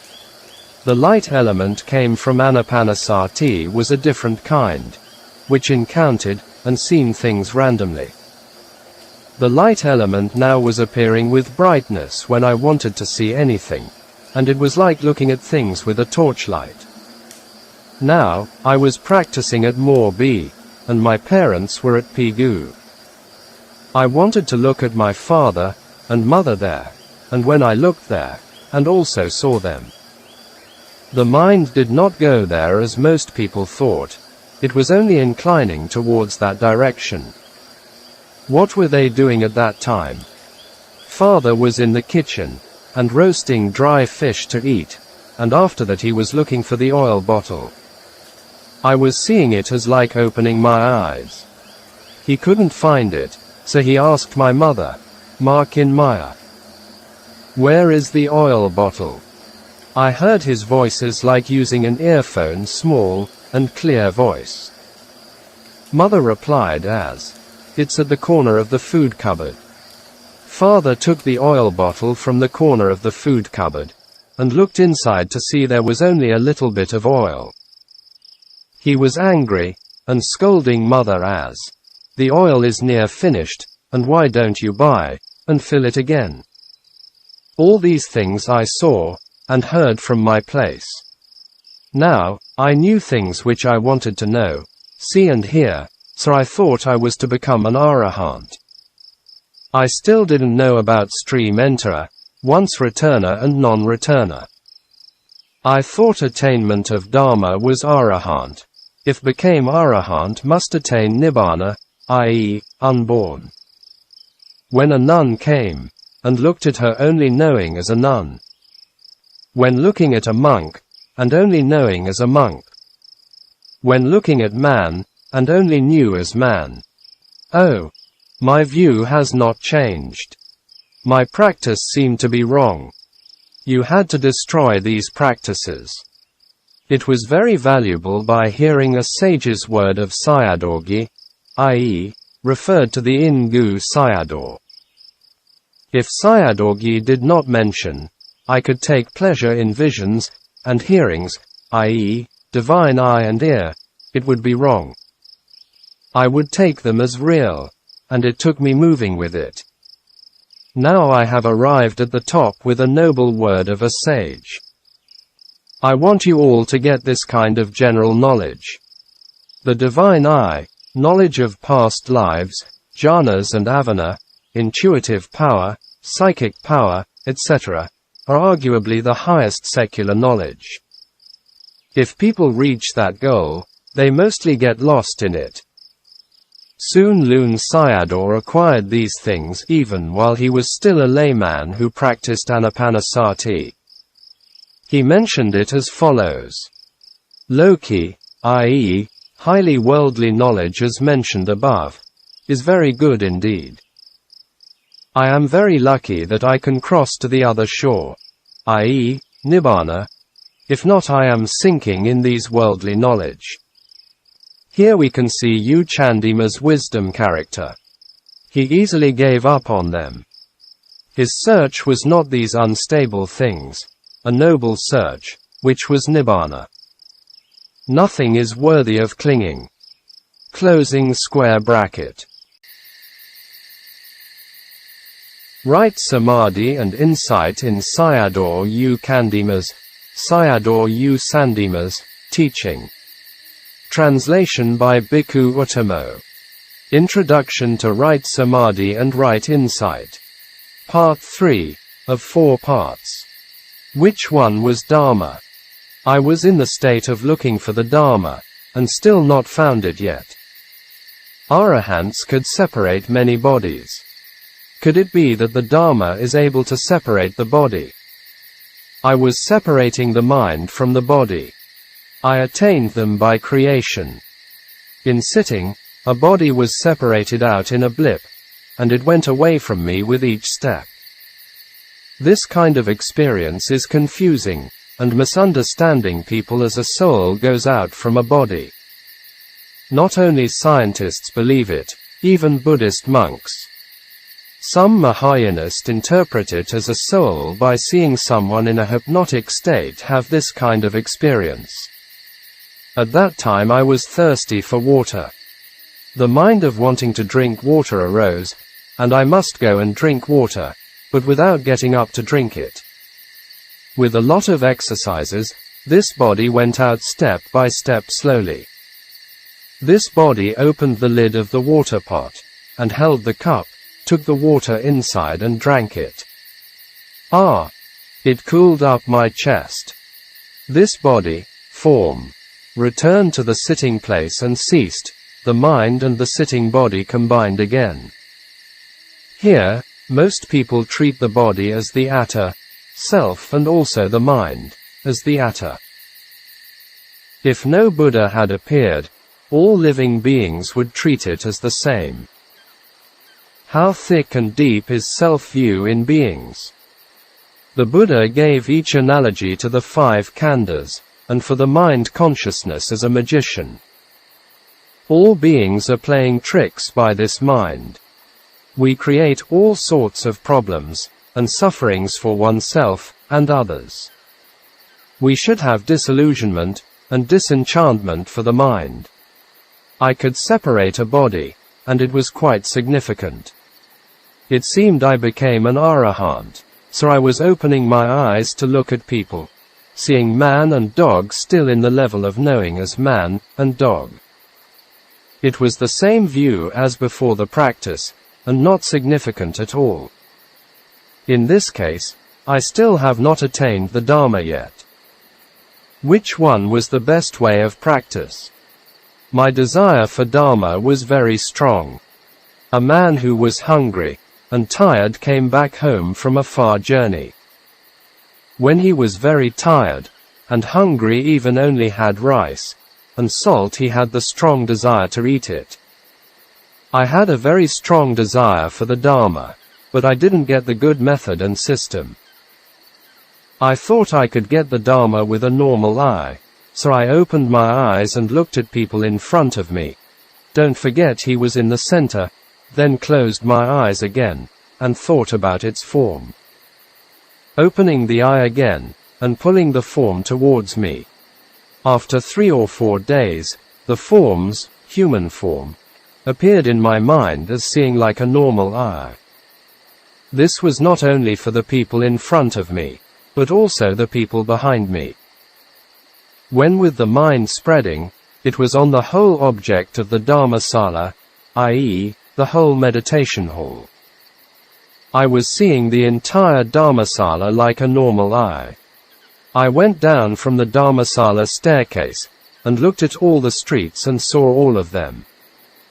When looking at the full center compound, a large area, I saw all of them. And then I thought I was becoming an arahant now, and opening my eyes and looking at things, seeing none, man, dog, etc. Only knowing him as still as none, man, dog, etc. The normal knowing was still there, and not disappeared. I was emotionally depressed because I thought I seemed unable to attain the Dharma. Here I want to do some reflections on the divine eye which is mentioned by U Candima and other sources. In Sayadaw's practice we know that he mentioned the divine eye 2 times with the light nimitta, and avana, intuitive knowledge. In Burma there was a system called Kani method which was taught by Kani Sayadaw U Sobita, 1880 to 1966. One of his disciples was Myzin Sayadaw U Sobita, now passed away. Kani Sayadaw's teacher was Lat Pan Forest Sayadaw U Adhika. We don't know much about his life, and it seemed to be the contemporary of Ledi Sayadaw. Sayadaw U Adhika learnt it from the Theravadan Tibetan monk Shila Tissa, who passed away at Lat Pan Forest.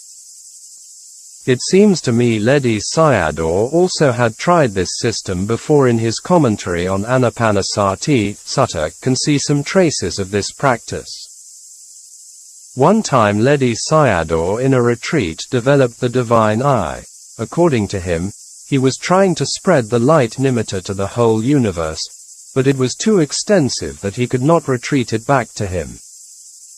The Kani system is based on the Anapanasati Sutta of the first 4 tetrads to develop Samādhi with the light nimitta. It is not the same as in the commentary. They sit in meditation and closed their eyes with cloth that light nimitta easily to arise. So in the first step of the first tetrads, yogi even can have the light nimitta. As a second step, they use the light to send it short and long distances by exercising it. As the third step, send the light inside the body up and down accordingly, knowing the breath in the beginning, in the middle, and in the end, the full breath. Later send it outwardly. When the practice is mature, they can use the light to see wherever they want. There was an interesting story about Dorkin Thane, a female yogi from Myanmar. She was the niece of Sayadaw. Myzin became blind at the age of 3, not mentioned the cause.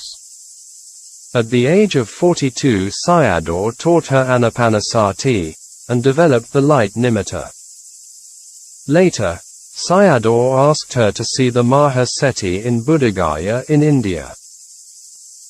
She said that she could not find the Mahabodhiseti, but instead she saw a 4-sided a tall structure which going up becomes smaller and smaller. She did not know that what she saw was the Mahaseti, because she only knew about the shape and form of the setis in Burma only. Dorkin Thane did not possess the vision of a flesh eye, but she possessed the Dharma eye, Dharma Kaku. Closing square bracket. I re-established the Anapanasati, but I didn't do it blindly as before.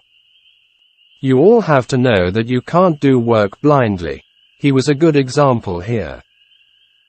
In Vipassana practice there are Sakka Nana, Kika Nana, Kata Nana, Yathabhuta Nana. In simple words, they are knowledge of study, knowledge of practice, knowledge of result, knowledge of the things as it really is. We have to analyze and reflect on them. I was doing what the teacher had told me, but I didn't know why I had to do it. I didn't know what was necessary for the goal. Why did he ask me to do it? He didn't explain them to me. The teacher didn't tell me clearly about the practice. I myself also did not know the differences. If I was like this, I would never attain Dhamma. Why have to establish Anapanasati? The Buddha became a Buddha with Anapanasati. Dhamma must exist in Anapanasati meditation. I was doing Anapana in a natural way, mindful of the nature of in-breath and out-breath, and knowing the contact of the nostril with the in and out breaths. I didn't do it blindly as before, breathing in shoe shell, etc., not doing it without any reason, and doing it mindfully. Carefully with mindfulness, I was mindful of the touching nature from the beginning to the end. I was mindful of the breaths touching the nostril, and knowing about them and their vanishing. These did not fit together. I knew it only after it arose, and after it vanished, i.e., not in the present moment.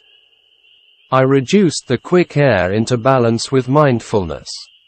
After it was leveled out, knowing him only when it is just arising, and it is just passing away. My desire is to know in these things what made that Dhamma exists. Vithicita, consciousness belonging to a cognitive process, or process mind, arose in my knowing of rise and fall. With balanced sati, do not let it be more than necessary and it becomes balanced, and then knowing him just arising and passing away. With the touching, and knowing arising, I was knowing it. When it passed away, and I was knowing it just passing away, i.e., Magga fit in with the rise and fall which very often mentioned in Mogic talks. After that, life continuum mind, Bhavanga Chitta, ceased. In Burmese, the usage is fallen into Bhavanga. From the rise and fall of touching and knowing, it fall into Bhavanga. It was like fanning with a fan, Bhavanga vibration. Dhamma existed in Anapana that I let my mind return to the touching point of the nostril. With a vibration Bhavanga pulled the mind back to it. Oh, what was that? I was looking Dhamma at Anapana, but something which I didn't know was pulling the mind back to Bhavanga, in Burmese using the short form of Bhavam. I returned the mind back to the knowing of touching and vanishing. Furthermore, I didn't do it blindly like before. You all have to be careful is if in practice you encounter something, have to reflect why it happens. What is the result of it? Etc. These kinds of investigating nature, observation nature, and reflective nature is the seed of getting insight knowledge. So don't do it blindly. Otherwise, you can't achieve your goal with it. With mindfulness, I knew the arising and passing away of it, observing it with knowledge. Nana, the knowing mind disappeared in a blip. I thought if it didn't stay where I led, then let it stay where it was going. So my mindfulness stayed at Bhavanga. Before I didn't know about Bhavanga and its existence. Consciousness arose, Vedana arose, etc. Knowing them and its disappearing. When Vedana arose, the mind at Bhavanga moved to Vedana. Who was this culprit? What did it mean? When I let it on Vedana, it was unbearable. The above process seems similar to Bhavanga Chitta and Viticita Chitta arising and vanishing intermittently in the Abhidharma mind process. This was the result Dhamma. I wouldn't let it happen again. This mind desired for Dhamma, afraid of ghosts, desire for Nibbana, afraid of samsara, and it wanted to be free from samsara. After it moved to Vedana, and not stayed there, and ran away with fear. The bhavanga or chest area became tense. What did that mean? As Vedana increased, more tensions arose. The mind was suffering, and tired of it. Vedana increasing underneath was nothing to do with the body khandha, i.e., becoming tense at the chest. When I was reflecting on the reason, the mind suffered so that it became tired. This body and this mind were functioning together. If the mind suffered, bhavanga became tense, chest, and heart area. If the mind relaxed, bhavanga was also relaxed. This mind and this body had a cause and effect relationship. These are the processes of vipassana. It'll be difficult for you all to contemplate, but it has value. If your knowledge is not enough for contemplation, you don't know what I am talking about. On the path of vipassana you have to practice in this way to develop it. I am delivering it for you to attain wisdom knowledge. You have to observe and know what it's about. Before practice, the bhavanga was not tense. With practice, Vedana arose so that bhavanga became tense. If the mind suffered, bhavanga was tense, and if the mind was happy, bhavanga relaxed. This mind and bhavanga must have cause and effect. I didn't re-establish anapana again. Instead at bhavanga, I looked after the mind not to be tensed, and looked after the bhavanga not to be tensed either. When Vedana increased, this mind wanted to move. I was warning it to stay as usual, and not to be chaotic. The body changed as it worked, the mind must do its own work. Even though Vedana was increasing, practicing with the strength of saddha, and viriya, faith, and energy, at last bhavanga mind ceased. This mind had no need to look after it and it is separated from the body. It was nothing to do with me, and bhavanga became cool, and happy. Previously, with the increase of Vedana, the bhavanga became tense and the mind was in pain. Now bhavanga was relaxed, and happy.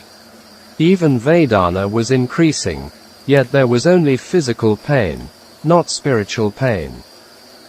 The mind was in pain before because I couldn't bear the tenseness, stiffness, numbness, and aches. I had made the wrong accusation on the body, i.e., taking pain as the cause of the body. This was dispelling of wrong view, and changing into wisdom knowledge. In common people when they were sick, head, body, hands, etc. In pains and aches, they thought and accused the physical body. They didn't know the reality, i.e., paramattha, and only knew the non-existence of concepts, panati. They clung to bodily suffering that did not exist, became greedy, tanha, and hold on to wrong views, ditthi. Now ditthi was fallen away. Because of this body, rupa, Vedana were arising which led to wrong views and perceptions. Pain in the thighs and legs is not suffering. Suffering and pleasure are in the mind, so knowing the mind as the cause. Before, clinging to the body, and we made the accusation of it. It was not existing in the body, but in the mind. Before in Anapana even Vedana was increasing. When the mind could stay with Anapana it was happy. The body was functioning according to its nature. Now the body was changed, disturbed, the mind fallen into bhavanga, and the mind freed from it. It made me more uplifted. The body was not the main factor, the pain and happiness of the mind was the main one. Craving and clinging were falling away. What kind of craving, wrong view, and clinging fell away?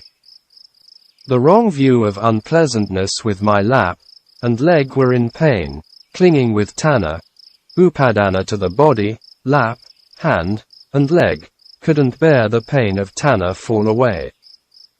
From sotapanna to arahant their ditthi, tanha, and upadana were not the same, and their khandhas, i.e., 5 khandhas, also not the same.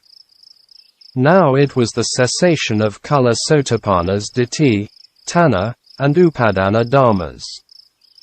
Because of this mind that pain and happiness arose, so the increasing of Vedana was the cause.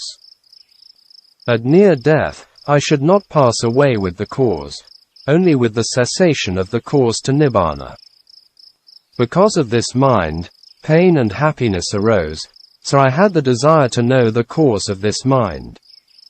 This time when Vedana was increasing I didn't let Bhavanga fell in. Instead, I contemplated the increasing of Vedana to know its mental factor. Who was the one to experience the increasing of Vedana? It was true that Dhamma existed in the khandha. Search for Dhamma was opening the khandha package, and looking into it. With the increasing of Vedana the mind was moving, and wanting to run away. It wanted to run towards Anapana, and Bhavanga. No. You had to stay with Vedana, and focused it on Vedana, but it didn't stay there. Before this mind, and the I-ness mixed up, and became I was in pain. This was the mind in pain, and stuck with lust, raga, and defilement, kilesa. What was this mind? Mind and body were the objects of contemplation, and contemplative mind was mindfulness, sati.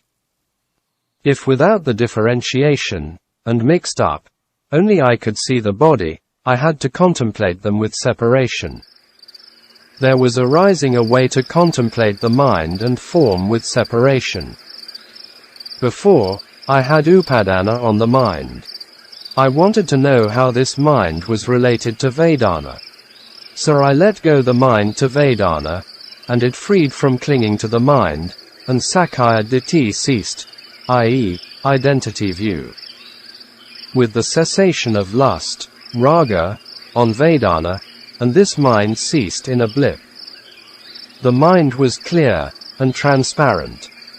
This point is mentioned in the Ingu Sayadaw's instruction in Vipassana, when leveling Samadhi and Panna and becoming balanced, it starts seeing Anicca.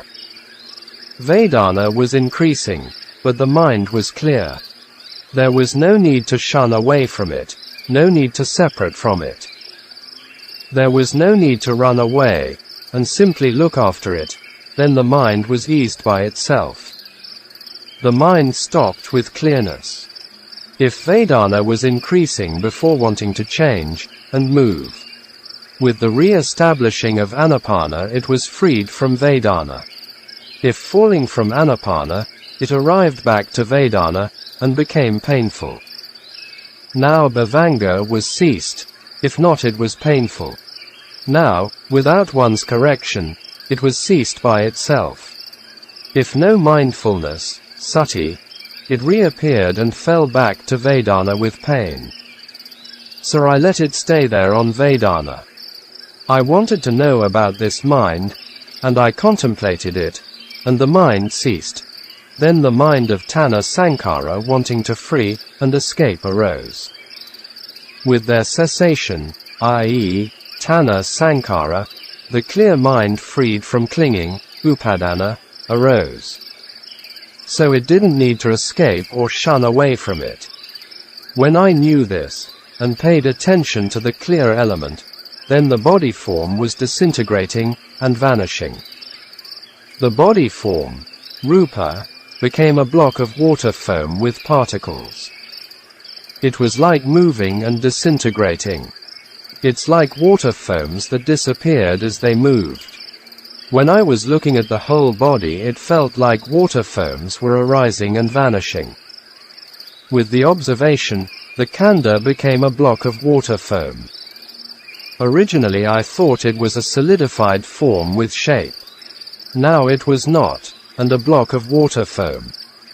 I continued with the contemplation, and the block of water foam was like arriving at the center of a whirlpool with explosion and disintegration.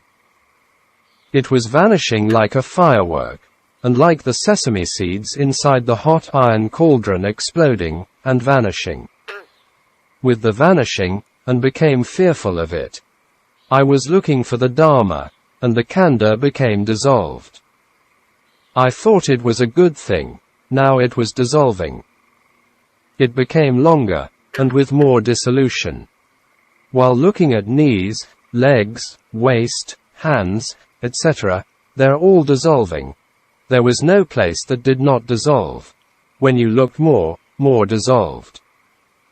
It was like the sesame seeds in the hot cauldron, like mountains were collapsing and disintegrating, like sandstorms arising, and like rocks were falling apart. It was frightening like a strong typhoon blowing the trees with violent shaking, and striking with each other, and became noisy. In one of the Ingu Sayadaw's talks, even he could hear the sound of dissolution. This khandha body became frightening. Before I thought this body as solid and stable, and now it was not anymore. It was a big block of disintegration in a fearful way. I was seeing the present dissolution nature of ultimate reality, Paramatta. It was not noting with concept, sana, but seeing its own nature. With more time, it was with more dissolution. It was so much dissolved that I became afraid of association with this body. It was dissolving at standing, going, coming, etc. Even if I couldn't speak and interact with others, it was impossible not to want to know the nature of it. I wanted to run away to a place which was free from this body. With more fear and more running. With more running and more dissolution that I was in trouble. Even I couldn't sleep at night, at the stage of strong insight. At that time, Lin Sayadaw informed everyone to come to their monks' meeting, and I had to be there. Sayadaw was giving a talk, and asking me, "You Candima, do you appreciate my exhortation?" I was responding as, "Then, sir, I don't know about it." My answer made him displeased. So he said, "Then, you don't pay attention to what I exhort you." My answer was, "No, I don't then." Sir, it made him angrier. Then he asked me why I didn't pay attention to him. My response was, "Then, sir, I don't have the strength to listen to you. My body is in dissolution, and becoming a block of particles. I became afraid and out of control. If this body was like a robe, I would take it off, and discard it. Therefore, I am thinking of how to be freed from this body form." With this response Sayadaw became quiet, and turning towards the Sangha, and said, "Venerables, he has the strong insight knowledge, and will become a 7 lives time stream enterer." I didn't know anything that he said, and I was not taking it seriously. The most important thing was that I was suffering, and how to be free from it. Therefore, I was asking him to give me a way to free myself from dukkha. His response was, "Dhamma will give you, and it doesn't need me." I thought he was leaving me alone and became in low spirits. I was looking at the whole body for where it would be freed. Instead it was disintegrating. It was frightening, like the strong wind of a typhoon and a sandstorm. I thought, I have been looking for Dhamma, but did not get it, and have only come across dukkha. I didn't know that it was Dhamma, and dukkha. Furthermore, I still didn't know them as knowledge of dissolution, and knowledge of fear, i.e., Banga Nana, and Bhaya Nana. Later it was changed into very refined particles. This body had fallen apart like refined particles from a lump of flour. It seemed to me it would be burnt down into ashes by fire that made me in fear. Without running away from it, I must look for the Dhamma in them. I was making an investigation on why it had to be disintegrated. This was knowledge of exploration coming in, samasa nana. I couldn't find the body, head, hand and feet of my physical body, instead a lump of particles, kalapa. It was the perished body combined with fog, and dew particles, and my knowledge was changed. The cause Dhamma of impermanent characteristic, anicca lakkhana, that received the result of dukkha. This was still in mundane knowledge, lokya nana. It was seeing the dissolution that became pain. What was dissolution? With this inquiry I was concentrating on the particles, kalapas, the size of a coin on the body. There, heat wave and cold wave were arising. Among the particles, hot and cold particles arose intermittently, and the particles were collapsing and vanishing. Clinging to this body as head, hand, and feet, etc. Actually it was not in that way. It was arising as hotness, coldness, tightness, stiffness. It was happening as the four elements were combined. Clinging to the Khandha body as mine was changed to insight knowledge of hotness, coldness, stiffness, tightness, etc. Therefore, yogis were saying as seeing the elements, dhatu. I couldn't order these particles not to change. They were changing into hotness, coldness, etc. Craving, tanha, still not died, and not freed from dukkha yet. I was looking at them and wondered if their change would ever come to an end, but it didn't. Did pain exist in dissolution? Dissolution itself was not pain or suffering, and it was functioning according to its nature. I attained this knowledge. This physical body became a lump of elements that it couldn't be called as man, woman, etc. I discerned it as a lump of elements doing its duty according to its nature. I attained the knowledge that this was not me, man, woman, etc. With this discernment, I held my hand with the other hand, this is my hand, and opened my eyes, and looked at the hand, but it couldn't be confirmed as a hand because the hand had disappeared. I only knew it as natures of softness, hardness, coldness, etc. With the opened eyes, and looking at physical form only knowing the nature of seeing, not as man, woman, etc. Holding the hand, and looking at it only seeing the nature of coolness, hardness, etc., but not seeing the hand. No one taught me about insight knowledge, vipassana nana. There was no clinging to the hand, body, leg, head, etc. These were the nature of elements. It was according to its own nature, and not me. With the knowledge of sabhava form dharma, natural phenomena of form, rupa, suffering ceased. With the cessation of suffering, and knowledge, nana, was left behind it.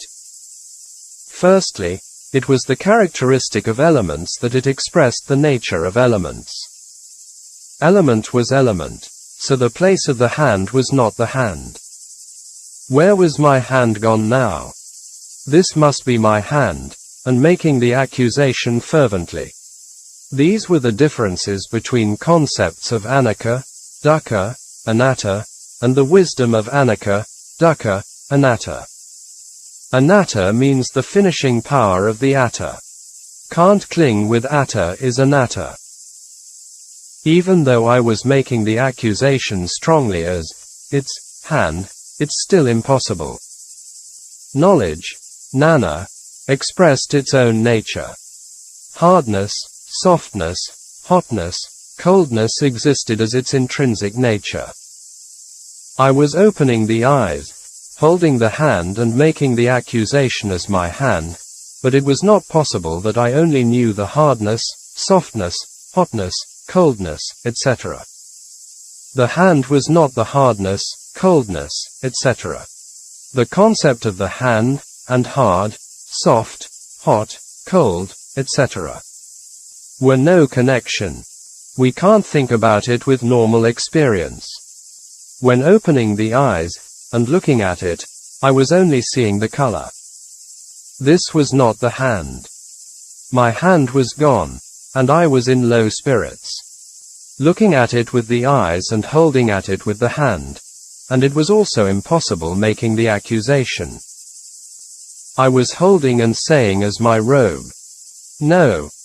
It was not, and only knowing the color nature, shape, form, image disappeared.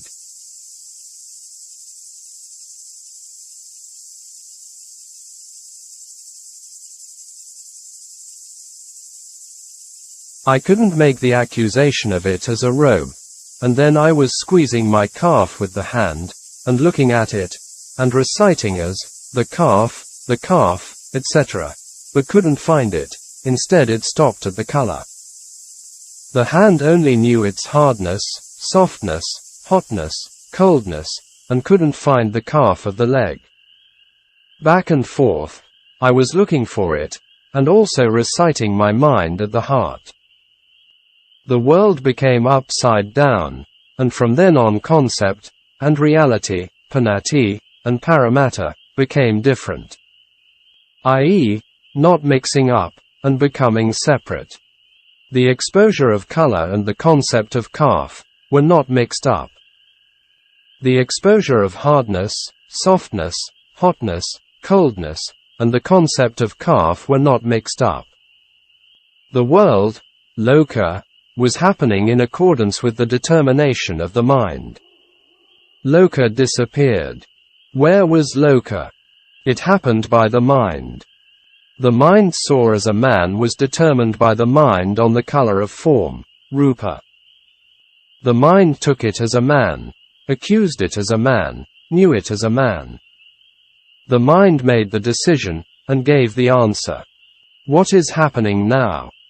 When with the eyes seeing the color of form couldn't determine it with the concepts. It was stopped at the seeing of color of form, rupa, which was real, paramatta. The nature of form, rupa, didn't tell us as man or woman, it was determined by the seeing mind, i.e., for worldling, pathujana, now it was separated. This was knowing the real existence, paramatta, of all the sense objects of the five senses of the door, eye, ear, body. Non-existing conceptual objects were stopped. It couldn't be given the names and concepts to them. The Buddha compared the mind consciousness with a magician. So, it deceives us all the time. Man, woman, dog, etc. were happening in the mind, and not in the outside or external. The world, loka, disappeared. The whole world was stopped. The existence of the world outside was the outcome of the inversions of the mind with wrong perception, wrong knowing, and wrong viewing. If all these distortions, inversion, perversion, ceased, there would be no existence of the world outside. If the mind was not determined as man, and the outside, external, was not man, not as tree, and the external was not tree, etc. These were the intrinsic nature of the elements. It was existing with their own nature, and not arriving to the concepts. It was like the following example. A man was very poor, and in his dream he found a bag of gold coins on the road. He happily picked up the bag, and another man saw it and shouted to him that he should have a share too. The poor man did not want to share with him, and ran with the gold bag, and the other following him behind. Unfortunately, the poor man stumbled down on the uneven road. The poor man woke up suddenly with a shock, and looking at his hand, and no gold bag with him. In the same way, if concept and reality, panati and paramatta, were separated, the preceding knowledge was paramatta, reality, and the following one was concept. It was stopping at reality, and not knowing the concept. The physical form, rupa, was not giving the concept, and only the mind giving it. One's own mind was clinging, and believing in it that the world, loka, appeared. The external sense bases, ayatana, were form, rupa, Dhamma with its own nature. One's own mind paid attention, manashikara, to the arising form. Concept was mind Dhamma, and reality, paramatta, was form, rupa, Dhamma. Concept and reality were separated, and stopped at paramatta, reality, of form. And then couldn't see it as man, woman, etc. I opened my eyes looking at people, and not seeing him as nuns, because the mind determining it had ceased. The forms, i.e., nuns, with their own nature, i.e., color, so that nuns disappeared. If looking at a dog its form, i.e., color, was expressing its own nature, and only the mind determined it that seeing as a dog. The mind making the concept ceased by seeing it stopping at the reality of the color, i.e., visible form paramatta. With the understanding that visible form, i.e., color, was not a dog. I have attained Dhamma now. Sayadaw, i.e., the Ingu, said that seeing man, and knowing as man, seeing dog, and knowing as dog, etc., was still not attaining the Dhamma yet. Before, when I saw a man, I knew to regard it as a man. Now the visual form, color, was expressing its element nature, and the mind stopped at the ultimate form, paramatta rupa. Mind and form were separated, and form, rupa, stayed on its own, giving the concept on it was mind Dhamma. Form was not mind, and mind was not form, so mind and form were separate. This was a small stream enterer, kala sotapanna. If someone penetrated beyond the concept, and reality became kala sotapanna or maha sotapanna. Now here, he was a kala sotapanna, the insight process not ending yet. If seeing and just at seeing, if hearing and just at hearing, on the hearing just knew its element nature, and not as a crow, i.e., the sound of a crow.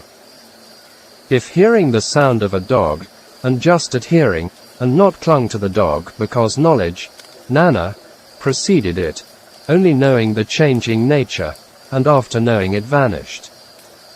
When walking I put my feet on the ground, not knowing the ground, but only the nature of the hardness and coldness of the visual form, color. It was not hand and foot only the characteristic of form, rupa, and element, dhatu.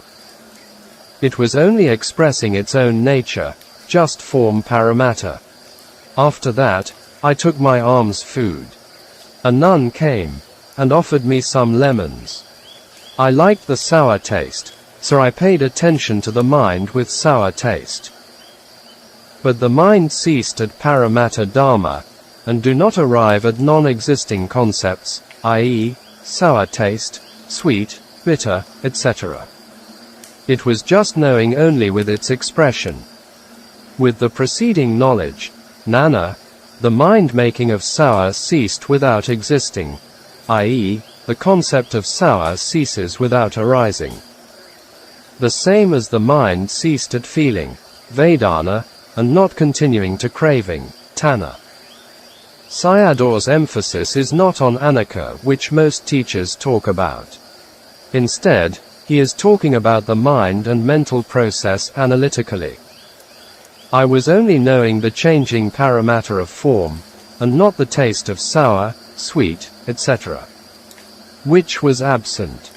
But I knew all the nature of hardness, coldness, etc., which was shown by them. I didn't make concepts or naming them. If I was naming them, it was wrong. Giving names to them was the mind and not form, rupa. Form was not in the mind, vice versa. Mind was not me, and also form was not me. They were expressing their nature. Levels of insight knowledge will start here. I will not mention the levels of insight and only talk about their nature or characteristics. If seeing the element nature of characteristics, he is a stream enterer. Discerning the concept and reality, panati, and paramatta, separately, this is what stream enterer does.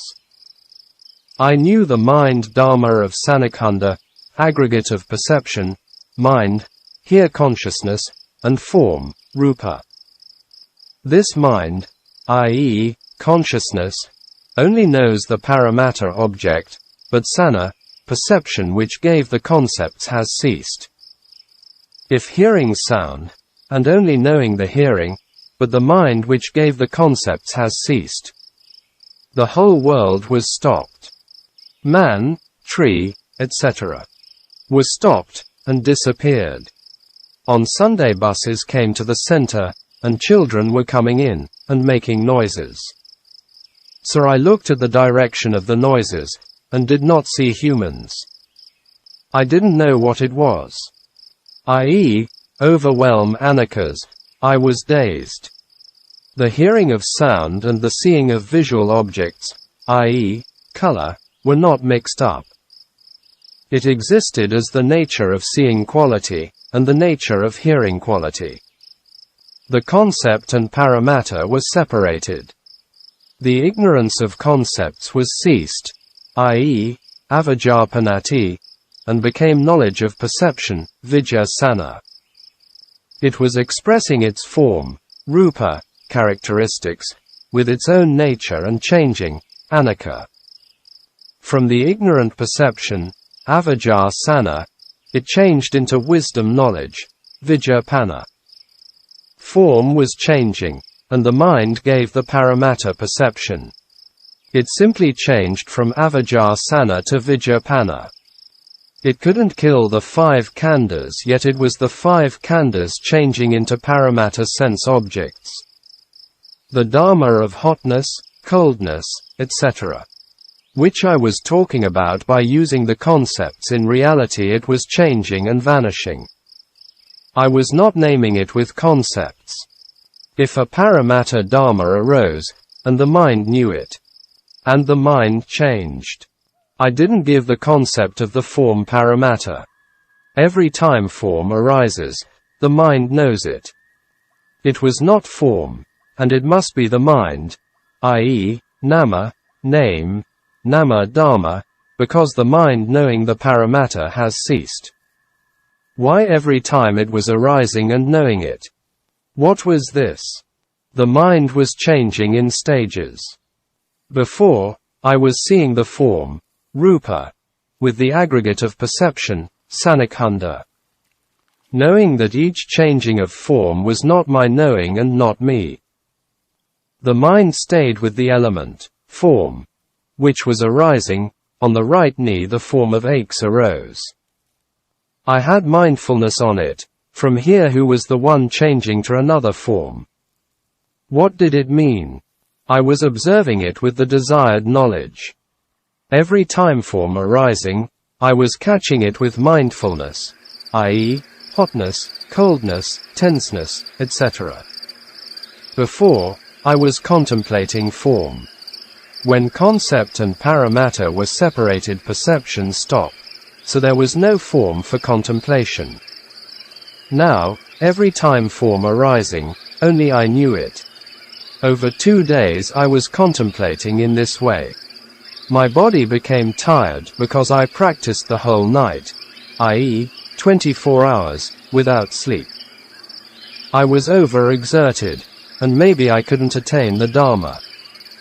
I put down my sada and conceit. In the world, people are looking for what they desire. Whatever searching with desire is mundane, lokya. On supramundane Dhamma, Ukkaṭṭha, we can't do it with desire. Contemplated with desire is greed, lobha, and not knowing it is delusion, moha. These are sasata, eternal, and Ukkaṭṭha, extinction, two wrong view, ditthi. We must contemplate how to free ourselves from these two extremes. I had the desire to know what kind of mind, Nama, knew this form. After I put down my conceit, Mana, changing was one thing, the mind, Nama, inclining toward the changing was another thing, and the contemplative mind was another. It was separated into three things. Did I see the mind and body? It was not like what you see when you look at the body. For example, with anapanasati, on touching and knowing. Does it mean knowing of the touching? Or does it mean knowing of both, i.e., touching, and knowing? Or does it mean touching is one thing, and knowing is another? It needs to be differentiated. These are the records to check oneself for Dhamma attainment. Form, rupa, was changing nature. Mind, nama, was inclining toward form. I was seeing its inclining nature directly. Sati, mindfulness, was watching it. Before I couldn't differentiate I and mind, nama, which knew the changing of form. I thought that's how I knew it. Now I knew that it was not my knowing. Changing was form. Inclining toward it was not me, and it was mind Dhamma. The wrong view of me, and others fell away. Seeing in a pair of the changing form and the inclining mind is called discerning of mind, and form. Seeing mind, and form directly was called discerning of mind, and form. Changing was form, and giving the perception was mind, this was one pair. I have seen two pairs now. I was forcing the mind on the right knee toward the left knee, then my bhavanga, i.e., heart area, became tense. I couldn't create the inclining mind. It was not self, anatta, nature. The mind at the right knee ceased, and another mind arose at the left knee. With the cessation of the mind on the right side, and another mind was arising on the left side. Not self, anatta, nature appeared because with the cessation of the preceding mind, a new mind arose. The changing nature was form, the inclining nature was mind. So mind and form, not me, not him, and not a soul. Form changed stage by stage, the mind also changed with inclination stage by stage. Only by knowing these things, one really discerned the five khandhas. Changing was form Dhamma, and inclining was mind Dhamma, and after inclining what could it do? I had to follow the five khandhas until the path knowledge of stream entry. No one came and taught me. It was the connection of cause and effect with their own nature. What were the things in the khandha? Everything that was there had to come out. These were inside knowledges. The mind was after its inclining, and feeling with good or bad. The five senses of the door contacted the five sense objects, and phenomena were arising. Then the mind was inclining toward them, and feeling the objects as good or bad, e.g., when seeing, hearing, smelling, etc. What happens when contemplating the mind of good or bad? Watching with the knowledge, nana, and when arrived at one-pointed Samādhi, Ukkaṭṭha Samādhi, found out the feeling nature of Vedana. In the 12 links of dependent co-arising, Paticcasamuppada, Vedana, there is this one, no pleasant or unpleasant, sukha, and dukkha, feelings, and just feel only. Form was changing, the mind inclining toward it, and feeling it. I couldn't find a person, a being, man and woman there. Even with more time of contemplation and observation it became more and more clear as not a person, not a being. In the present, the mind and form combine and function together according to their own nature. What happened by getting this form? It was impossible, didn't want to see, hear, and know, etc.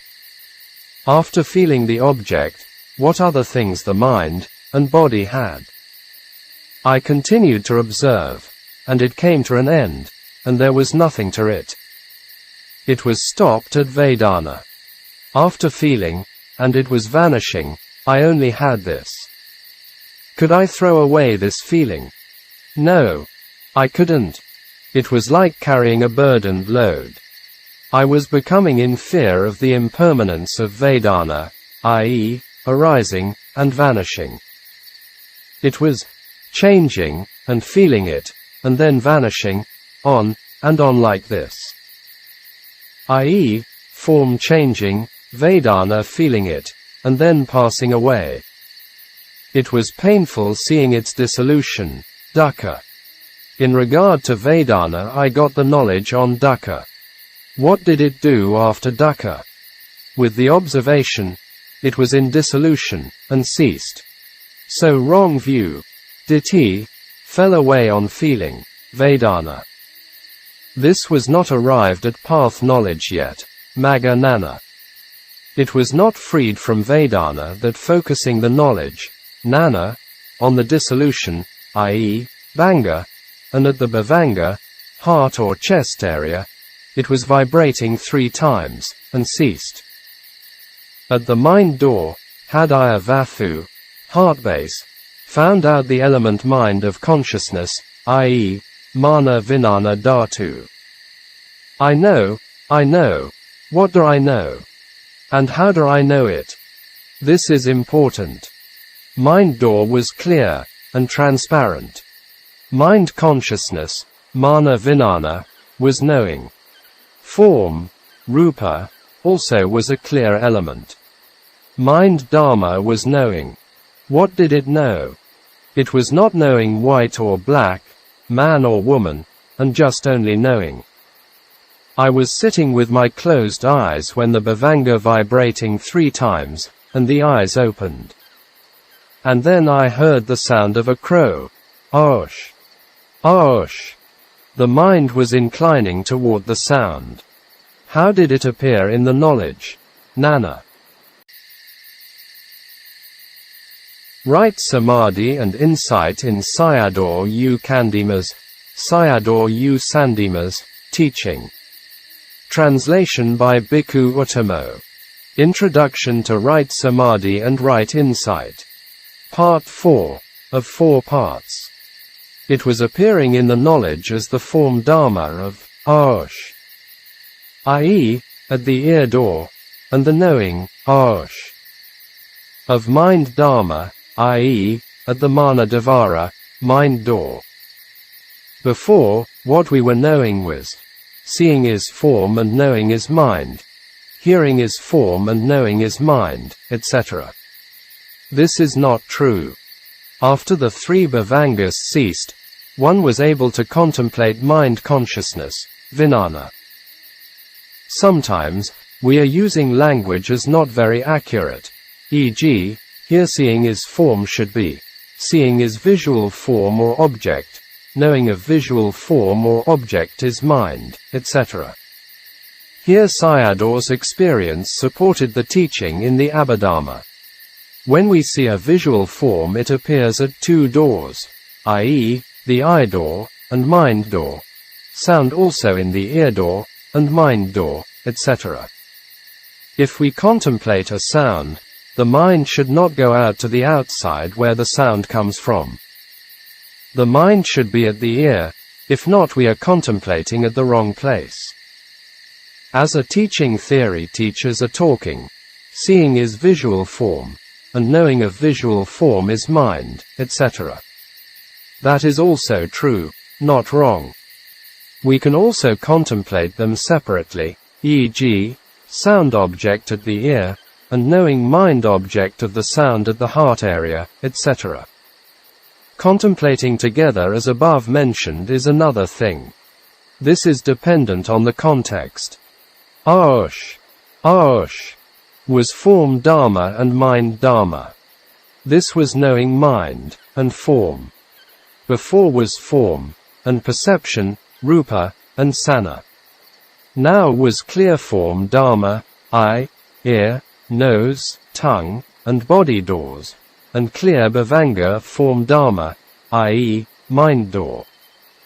The elements of earth, Pathavi, water, Apo, etc.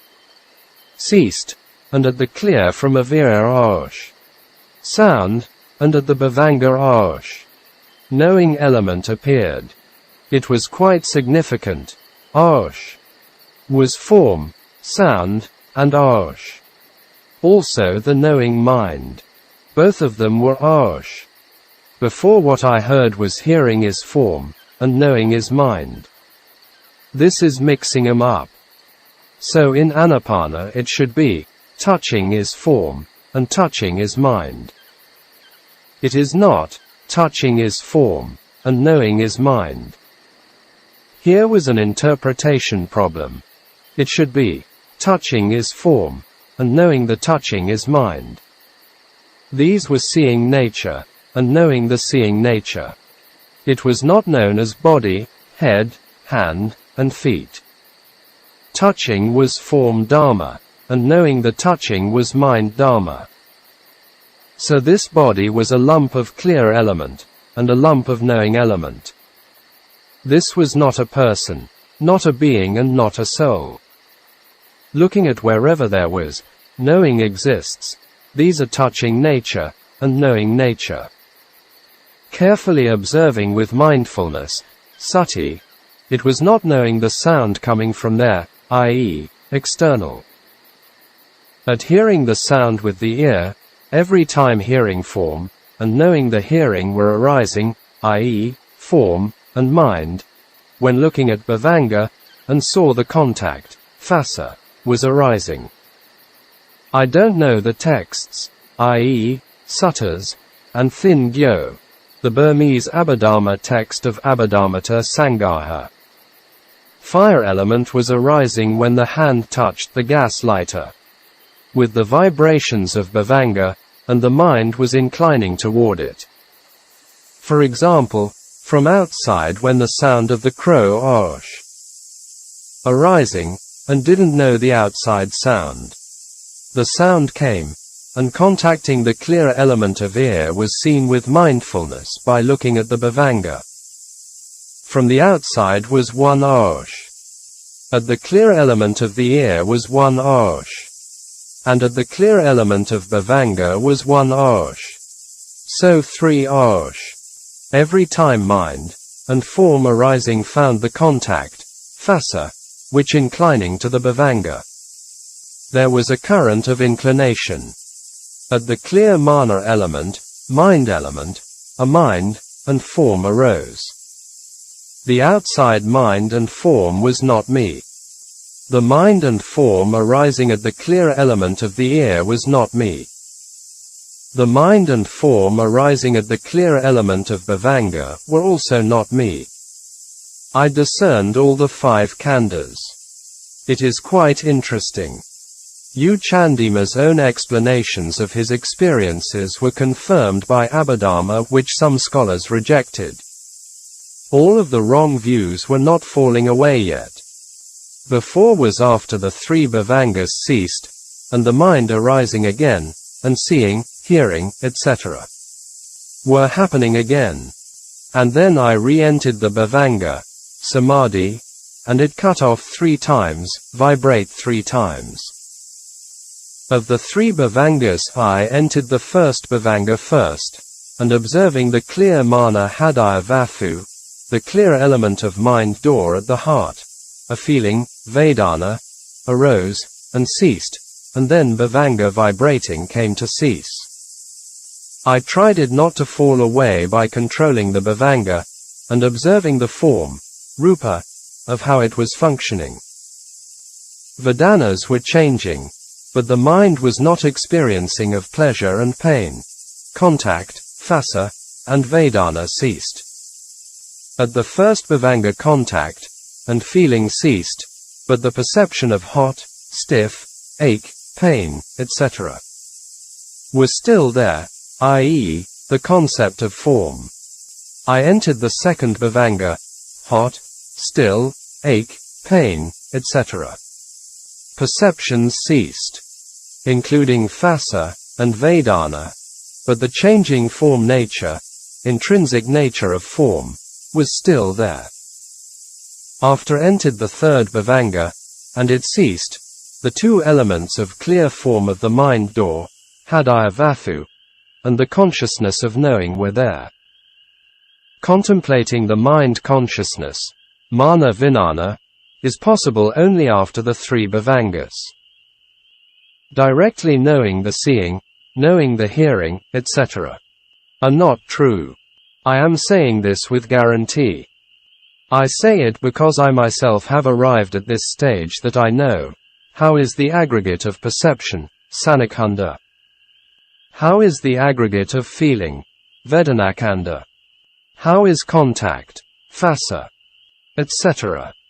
Note, it seems to me there are many ways of practice for realization of Dhamma, from simple to complex ways.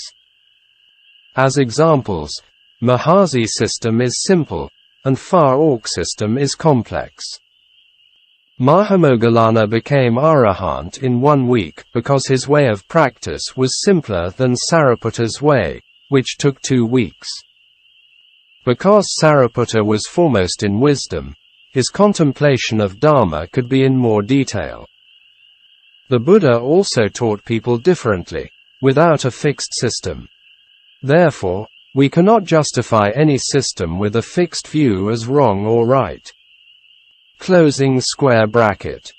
When sound contacted the ears, there were 2 sounds at the clear element of the ears, and at the clear element of mind door also 2 sounds. These are 2 pairs of mind and form. With the vibrating of bhavanga, and the mind inclining toward the clear element of bhavanga, mind door. If at that time stopped the bhavanga with the mind, and listening to the speech outside, when someone speaks, didn't know anything, but hearing the sound was not clear. When released the stopping of mind door, bhavanga, I could hear the speech. These things were happened by stopping the bhavanga with sati, and releasing it with sati. What did this mean? When the eyes contacted with the visual object, and the ears contacted with the sound with mindfulness, sati, stopped the bhavanga, and then released it, and contemplated them. With the stopping the seeing nature, and the hearing nature was stopped. If I released it, I could know the seeing, and the hearing.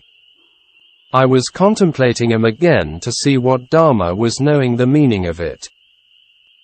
Perception, sana, feeling, vedana, mental formation, sankhara, and consciousness, vijnana, the 4 combined, and staying on the form, rupa, i.e., 5 khandhas working together. It was like a table with 4 legs, it could be very stable. The 5 khandhas were not me, and not others. Every time, mind and form arose, it functioned its own duty. It was becoming more and more clear as not me. It couldn't find a person or a being, and I couldn't contemplate it this way. In seeing was 5 khandhas, in hearing was 5 khandhas, etc. All these 5 khandhas were arising by depending on sense doors and sense objects. It was not freed from external phenomena. It was freed only by stopping the bhavanga. I couldn't stay in bhavanga all the time, if I released it, and contemplated the external of seeing, hearing, etc. That encountered the 5 khandhas. The mind clung to the 5 khandhas as my body. My khandha was in a trembled situation. This mind built by ignorance, and craving, avijja, and tanha, or tanha, upadana, and kama, craving, clinging, and action, didn't know where to go. It couldn't stay at its khandha house, also it had to be ceased that couldn't separate from it. It wanted to stick with the khandha, but seeing, hearing, etc., were mind and form. This knowledge made him to be not able to stick with the khandha, and left the khandha forever. These are the causes for the path knowledge or the path knowledge of stream entry to arise. There is still work to be done to contemplate the 5 khandhas. I had to be mindful of whatever rising Dhamma. You must with Satipatthana to search for Dhamma and seeing the 5 khandhas. This is searching for Dhamma. Sati had to stay with the 5 khandhas that Ditthi was stuck with Sati, i.e., contemplative knowledge, Nana. It became dukkha by observing with Sati. It became dukkha sakha. Sati couldn't stick with the 5 khandhas that it ceased. It stayed again, and ceased again. It didn't die forever. Sati was not freed, and it was looking elsewhere to free itself from the 5 khandhas. It was not freed from eye, ear, etc., and also couldn't go out to the outside objects. In the loka, the world of mind, and form, only this one khandha existed, for this yogi. In the external world, loka, person, beings, etc., did not exist, only with the eyes seeing that it existed outside, i.e., visual objects. With the clear element of the ears, that he was knowing the sounds outside, etc. Khandha existed on the clear elements or forms of one's khandha, body. I couldn't pay attention to the outside loka. There was only one internal khandha. External loka fell away, leaving with the internal loka. Internal 5 khandhas arose by depending on the cause. If not paying sati to them, the mind was freed, and with sati it was not freed. Therefore, this sati couldn't go out, and also not freed by contemplating the inside. The bhavanga became tense, and the mind couldn't stick on the 5 khandhas. How does the path knowledge arise? This, I have never heard about it. Wrong view. Ditthi is sticking with this sati. You have to stick with sati if you want to attain Dhamma. Tanha lobha arose on sati, the I-ness stuck with it. Sati was only sati, contemplating to know and freeing them was lobha. This is the thought of sotapanna to be when it is closer to the path knowledge. I was seeing the 5 khandhas, the I-ness was stuck with the mental factor of sati. If contemplating the outside also not freed from the 5 khandhas, I couldn't run away from it by contemplating again the 5 khandhas inside. The mind couldn't stick anywhere, and sometimes it was ceased with a blip. This sati ceased together with the desire of contemplating for freedom. It ceased with the cessation of knowingness. It was arising again, and not freeing from sati that it was painful. It was mentioned in the commentary on insight knowledge. Between Sankarapeka Nana and Magga Nana there is a bridge called Gotrabu Nana, change of lineage. In the Ingu Sayadaw's talk, he gave a simile of a sea-bird on the mast of a ship. The bird flew out to look at the seashore. In other places it gave the simile of crossing a trench by jump, running back and forth before jumping. The above-mentioned experience was similar to these similes. The mind shouldn't know it, and with knowing it became the dukkha sakha, truth of suffering. This khandha was not with the clinging of knowing as mine I saw, I heard, etc. It was with its own nature of mind and body. When I found out its meaningless kamaclear indeterminate nature, abhyakata sabhava, the desire mind of Attatana didn't know where to go. It was happening like this. Furthermore, it couldn't find inside and outside to cling to, and it became dukkha sakha, and the mind ceased. I didn't know it was nibbana. It seems to me Candima explained the above of his experience in gist. In the following he explained it in more detail with some reflections. This matter could not be created by oneself.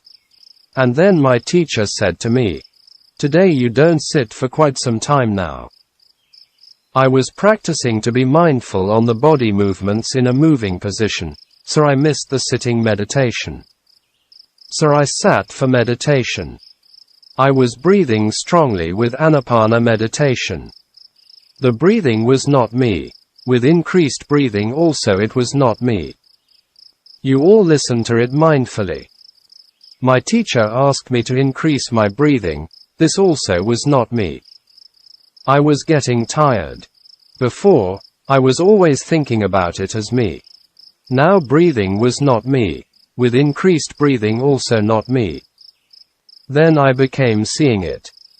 Looking at my establishment of anapanasati, touching, knowing, etc., these were original knowing and not me.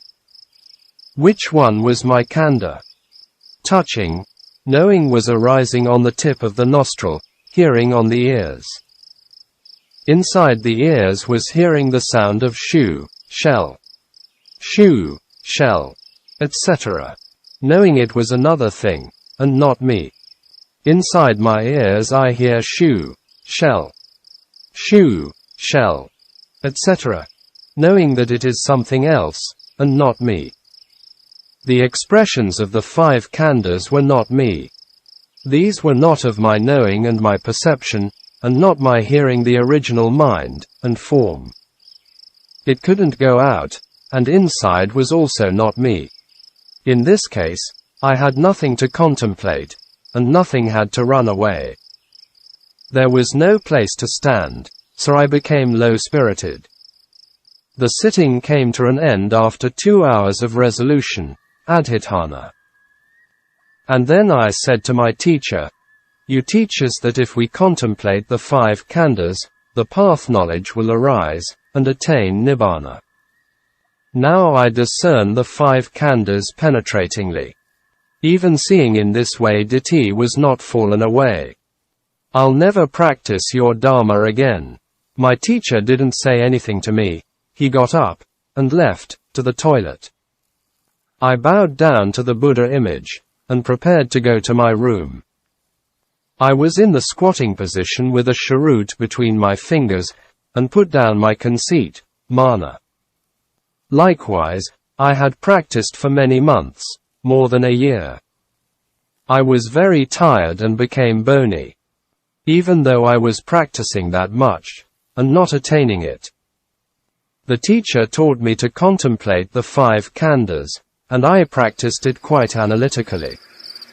Even practicing that much, ditthi did not fall away, and the path knowledge not arose. So I would never practice it again, and put down my conceit. The mind of wanting to contemplate, to know and to think ceased. This was entering nibbana.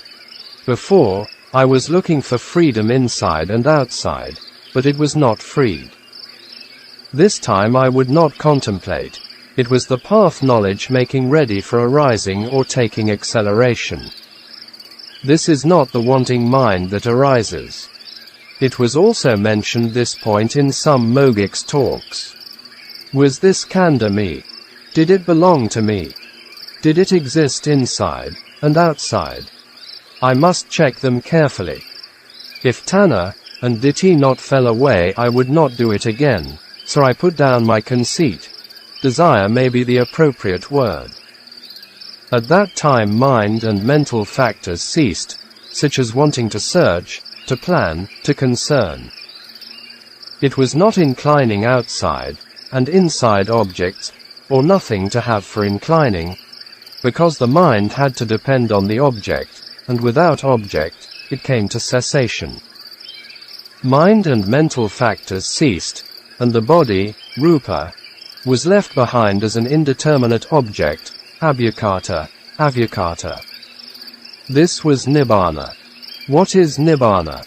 Mind and mental factors cease, and the body is left like a wooden statue. The following is how the mind ceased stage by stage. and entered Nibbana with the path knowledge arising. The mind and mental factors have ceased, and this is Nibbana. The mind wants to stay and has to depend on one of the external elements of the sense object. It doesn't want to take the object of ayatana, sense bases, so the mind can't stay by itself, and it ceases.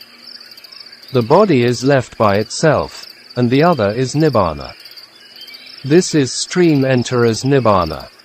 Sati is left behind as an ownerless Dhamma. Previously, the mind of lobha samudaya, greed or desire, wanted to contemplate and planned to follow with sati. Now, lobha samudaya mind ceases, and sati becomes ownerless. It's not me, not a person, not a being, and not others. There is no one who has sati. It stays by itself with the cessation of person and being. This sati is ready for entering the stream of path knowledge. What I'm explaining it is for you to know it. If I say, now, we'll search for Dhamma, be mindful. This is I-ness sticks with sati. Sati cannot stick with the other 5 khandhas. I don't want to contemplate, it means I-ness kill itself. Where does the I exist? It's arising in the mind. If one contemplates, the mind arises. If one wants liberation, the mind arises. Once the mind arises, I also arise. Now the mind has ceased. With the cessation of the mind, I also cease. So there is no person and being, no doer, nothing for practice, and come to the end of the practice. A person exists that we are practicing Dhamma. If no person exists, and no need for practice. While mind exists, mental states have to exist. Nibbana is the cessation of mental states. With the cessation of the mind, 11 kinds of fire cease. The cessation of the 11 types of fire is Nibbana. The mind, the mental states, the person, and the being all cease, and this is Nibbana. With the cessation of mind, mental states, the active bhavanga falls off, and this body is left behind without owner. This sati is not aware by a person or a being.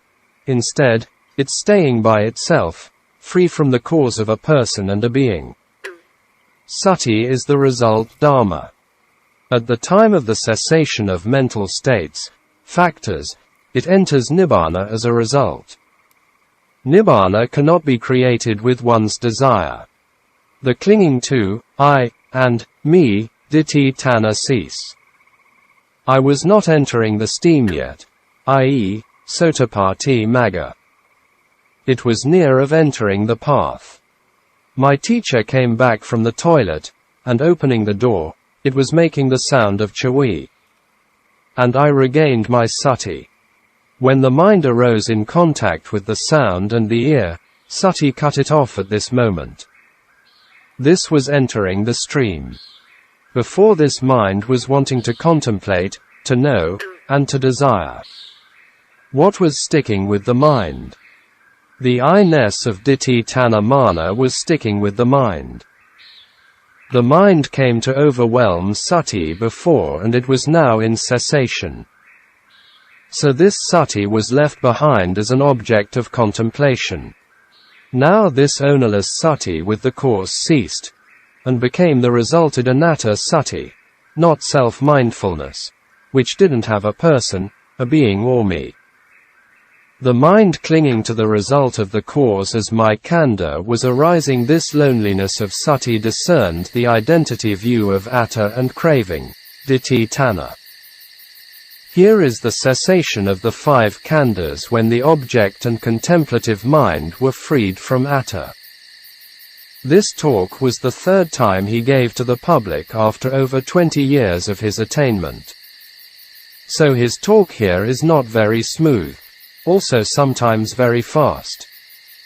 Later his talks were better, and better. Sometimes he was using long sentences, and elaborated his process of experience. So it was difficult to translate. He rarely talked about insight knowledge, only about the state of mind in this process. The Ingu Sayadaw also was in the same way. When I was seeing the offender, and making this exclamation, "You are the offender. In the whole round of existence, samsara, I have been riding on you. When you have cars, you all are using it. Without cars, you can't go anywhere." Now it was the same way. The wanting atatana was desiring for nibbana. It was afraid of woeful existences, apayas. It had a desire for the khandha, and also wanting to be freed from it. This mind was happening in various ways. Now it had no place to stay, and came to cessation. Sati was under the power of the mind. Now Sati was seeing the mind as atta again, and it has ceased. This was entering the stream, Sotapatti Magga. With the entrance of the path, I had the sense of satisfaction. This moving mind which wanted to contemplate for freedom was seeing by Sati, and it couldn't control the atta khandha. Khandha by itself is not atta, but the mind takes it as atta. The bhavanga was vibrating and peaceful, like put down a burdened load, and becoming clear. The vibration of bhavanga meant in the whole round of existence was carrying this heavy load with wrong perception, wrong knowing, and wrong view to my khandha was fallen away. In this full talk, U Candima was using a lot of Pali words of the suttas, and Abhidhamma was unusual. It seems to me it came from his study of some of the suttas, and Abhidhamma. According to him, before and during the practice he didn't know anything about them, even the vipassana practice. Soon Lun Sayadaw's Dhamma talks were always simple Burmese, and couldn't use the Pali word. Carrying this burden in human life, I could not put it down forever. Now, this heavy load was successfully thrown over the cliff, and became light, and gave me the sense of satisfaction. It would never cling to this khandha as me, and mine again. The heavy burden fell away, and there was happiness. And the bhavanga was with vibrations, such as vibrating with coolness, etc. This was the experience of fruition states. It was existing as a fruition mind which freed from the fire of sorrow, lamentation, etc. After that I got up from sitting. Here again, according to U Chandima's experience, after the path knowledge and fruition knowledge arose, which was also mentioned by Mogik Sayadaw in some of his talks. Many meditation teachers also mentioned this point. Path knowledge is the cause, and fruition knowledge is the result, very similar to jhana. To become mature, skills have to be developed many times. Closing square bracket. When I was getting up from the seat, it wasn't me. Entering the stream also freed from the four postures, i.e., in squatting position. Most Burmese have the habit of squatting more than other cultures. From the squatting I was ready to get up. This was not in sitting, standing, moving, and stretching with the path knowledge arose. After the path knowledge and fruition mind arose, then I stood up, and I was in a dazed state. Standing up was not me. Stepping was not me, i.e., walking. I was moving my hand, it was not me. I was trying to speak, it wasn't me. Ditthi was fallen away, and it would never stick back again. Sotapanna attains 1/4 of the four paths of an arahant, and become kala vimutti, liberation or freedom from time. This physical body is not me.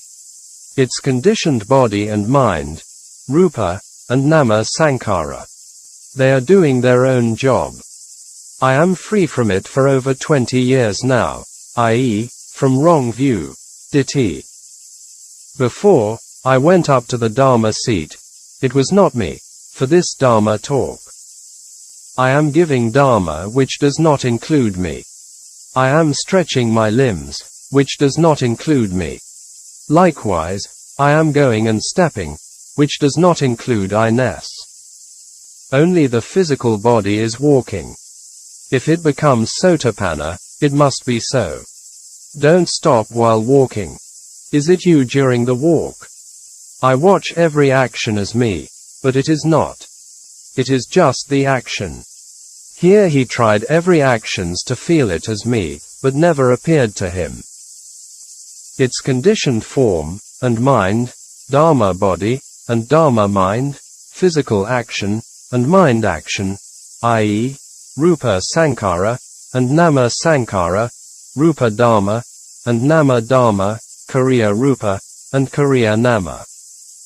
Some reflection on wrong view. Here we can see the views of Sotapanna, stream enterer, and Pathujana, worldling. Most worldlings are caught up in wrong views. There are many, and they hold it very tightly and deeply. Only a Buddha appears in the world we have the chance to know, and have the right view. It is not easy to come by. Except the Buddha, no one can penetrate these dharmas. At least we can divide the right views roughly into two kinds, mundane and supramundane. If we look into our world, even most people do not have mundane the right views, believe in the law of karma. Without belief in karma to believe in rebirths, and samsara, and suffering is impossible, and it is pointless. Without believing in karma, practicing meditation is wasting time and energy, even it's difficult to have good rebirths. Only if you believe in karma are you an ordinary Buddhist. Other faiths, and Western philosophers even cannot know about karma, and taught them. To become a genuine Buddhist you must have supramundane the right views. Only with these views can practice meditation, and transcend dukkha. To have this the right view to know, and understand the Four Noble Truths, dependent co-arising, paticcasamuppada, khandhas, ayatanas, dhatus, sakkhaas, etc. We should never mix up the Buddha Dharma with any other faiths, and philosophies, Eastern and Western. Other faiths and philosophies can have similarities, but never with the Dharma. If we really study the Dharma in the Pali Nikayas and compare with other teachings, we will know the differences clearly. You don't even need a very highly sophisticated mind either. You will never find the Sanata Dharmas in any other faiths and philosophies. If we observe the Noble Eightfold Path, the arrangement is very systematic, and has profound meanings. The Noble Eightfold Path is the right view, right thought, right speech, right action, right livelihood, right effort, right mindfulness, and right concentration. In the Noble Eightfold Path, the first one is the right view. Why does it come first? Because with our views, and knowledge, thoughts, and thinking follow. With thoughts, actions follow, i.e., speech, bodily action, and livelihood. Only view and knowledge are right, the other things will be right. We can also see this kind of arrangement in the Mangala Sutta, the blessings. The first blessing, there is not to associate or consort with the fools, bala. If you can't follow this one, the other blessings are impossible. We can combine all the Buddha Dharma into Sila, Samādhi, and Panna. Maybe we can find Sila and Samādhi in other faiths and teachings, but there is no Panna. This Panna is Buddha's Panna or transcendental knowledge or wisdom. Even if we compare the Buddha's Sila and Samādhi with others, there are many differences. The Buddha's knowledge was more complete and profound than that of others. One of the important points have to always remember is that the first stage of realization eradicates wrong views. Did this? If we mix other teachings, views, and philosophies to the Buddha Dharma become wrong teachings. To understand Buddha Dharma, we don't need any outside teachings and views. Dharma is complete by itself. We only need to study the Pali Nikayas put into practice in our daily life with sincerity.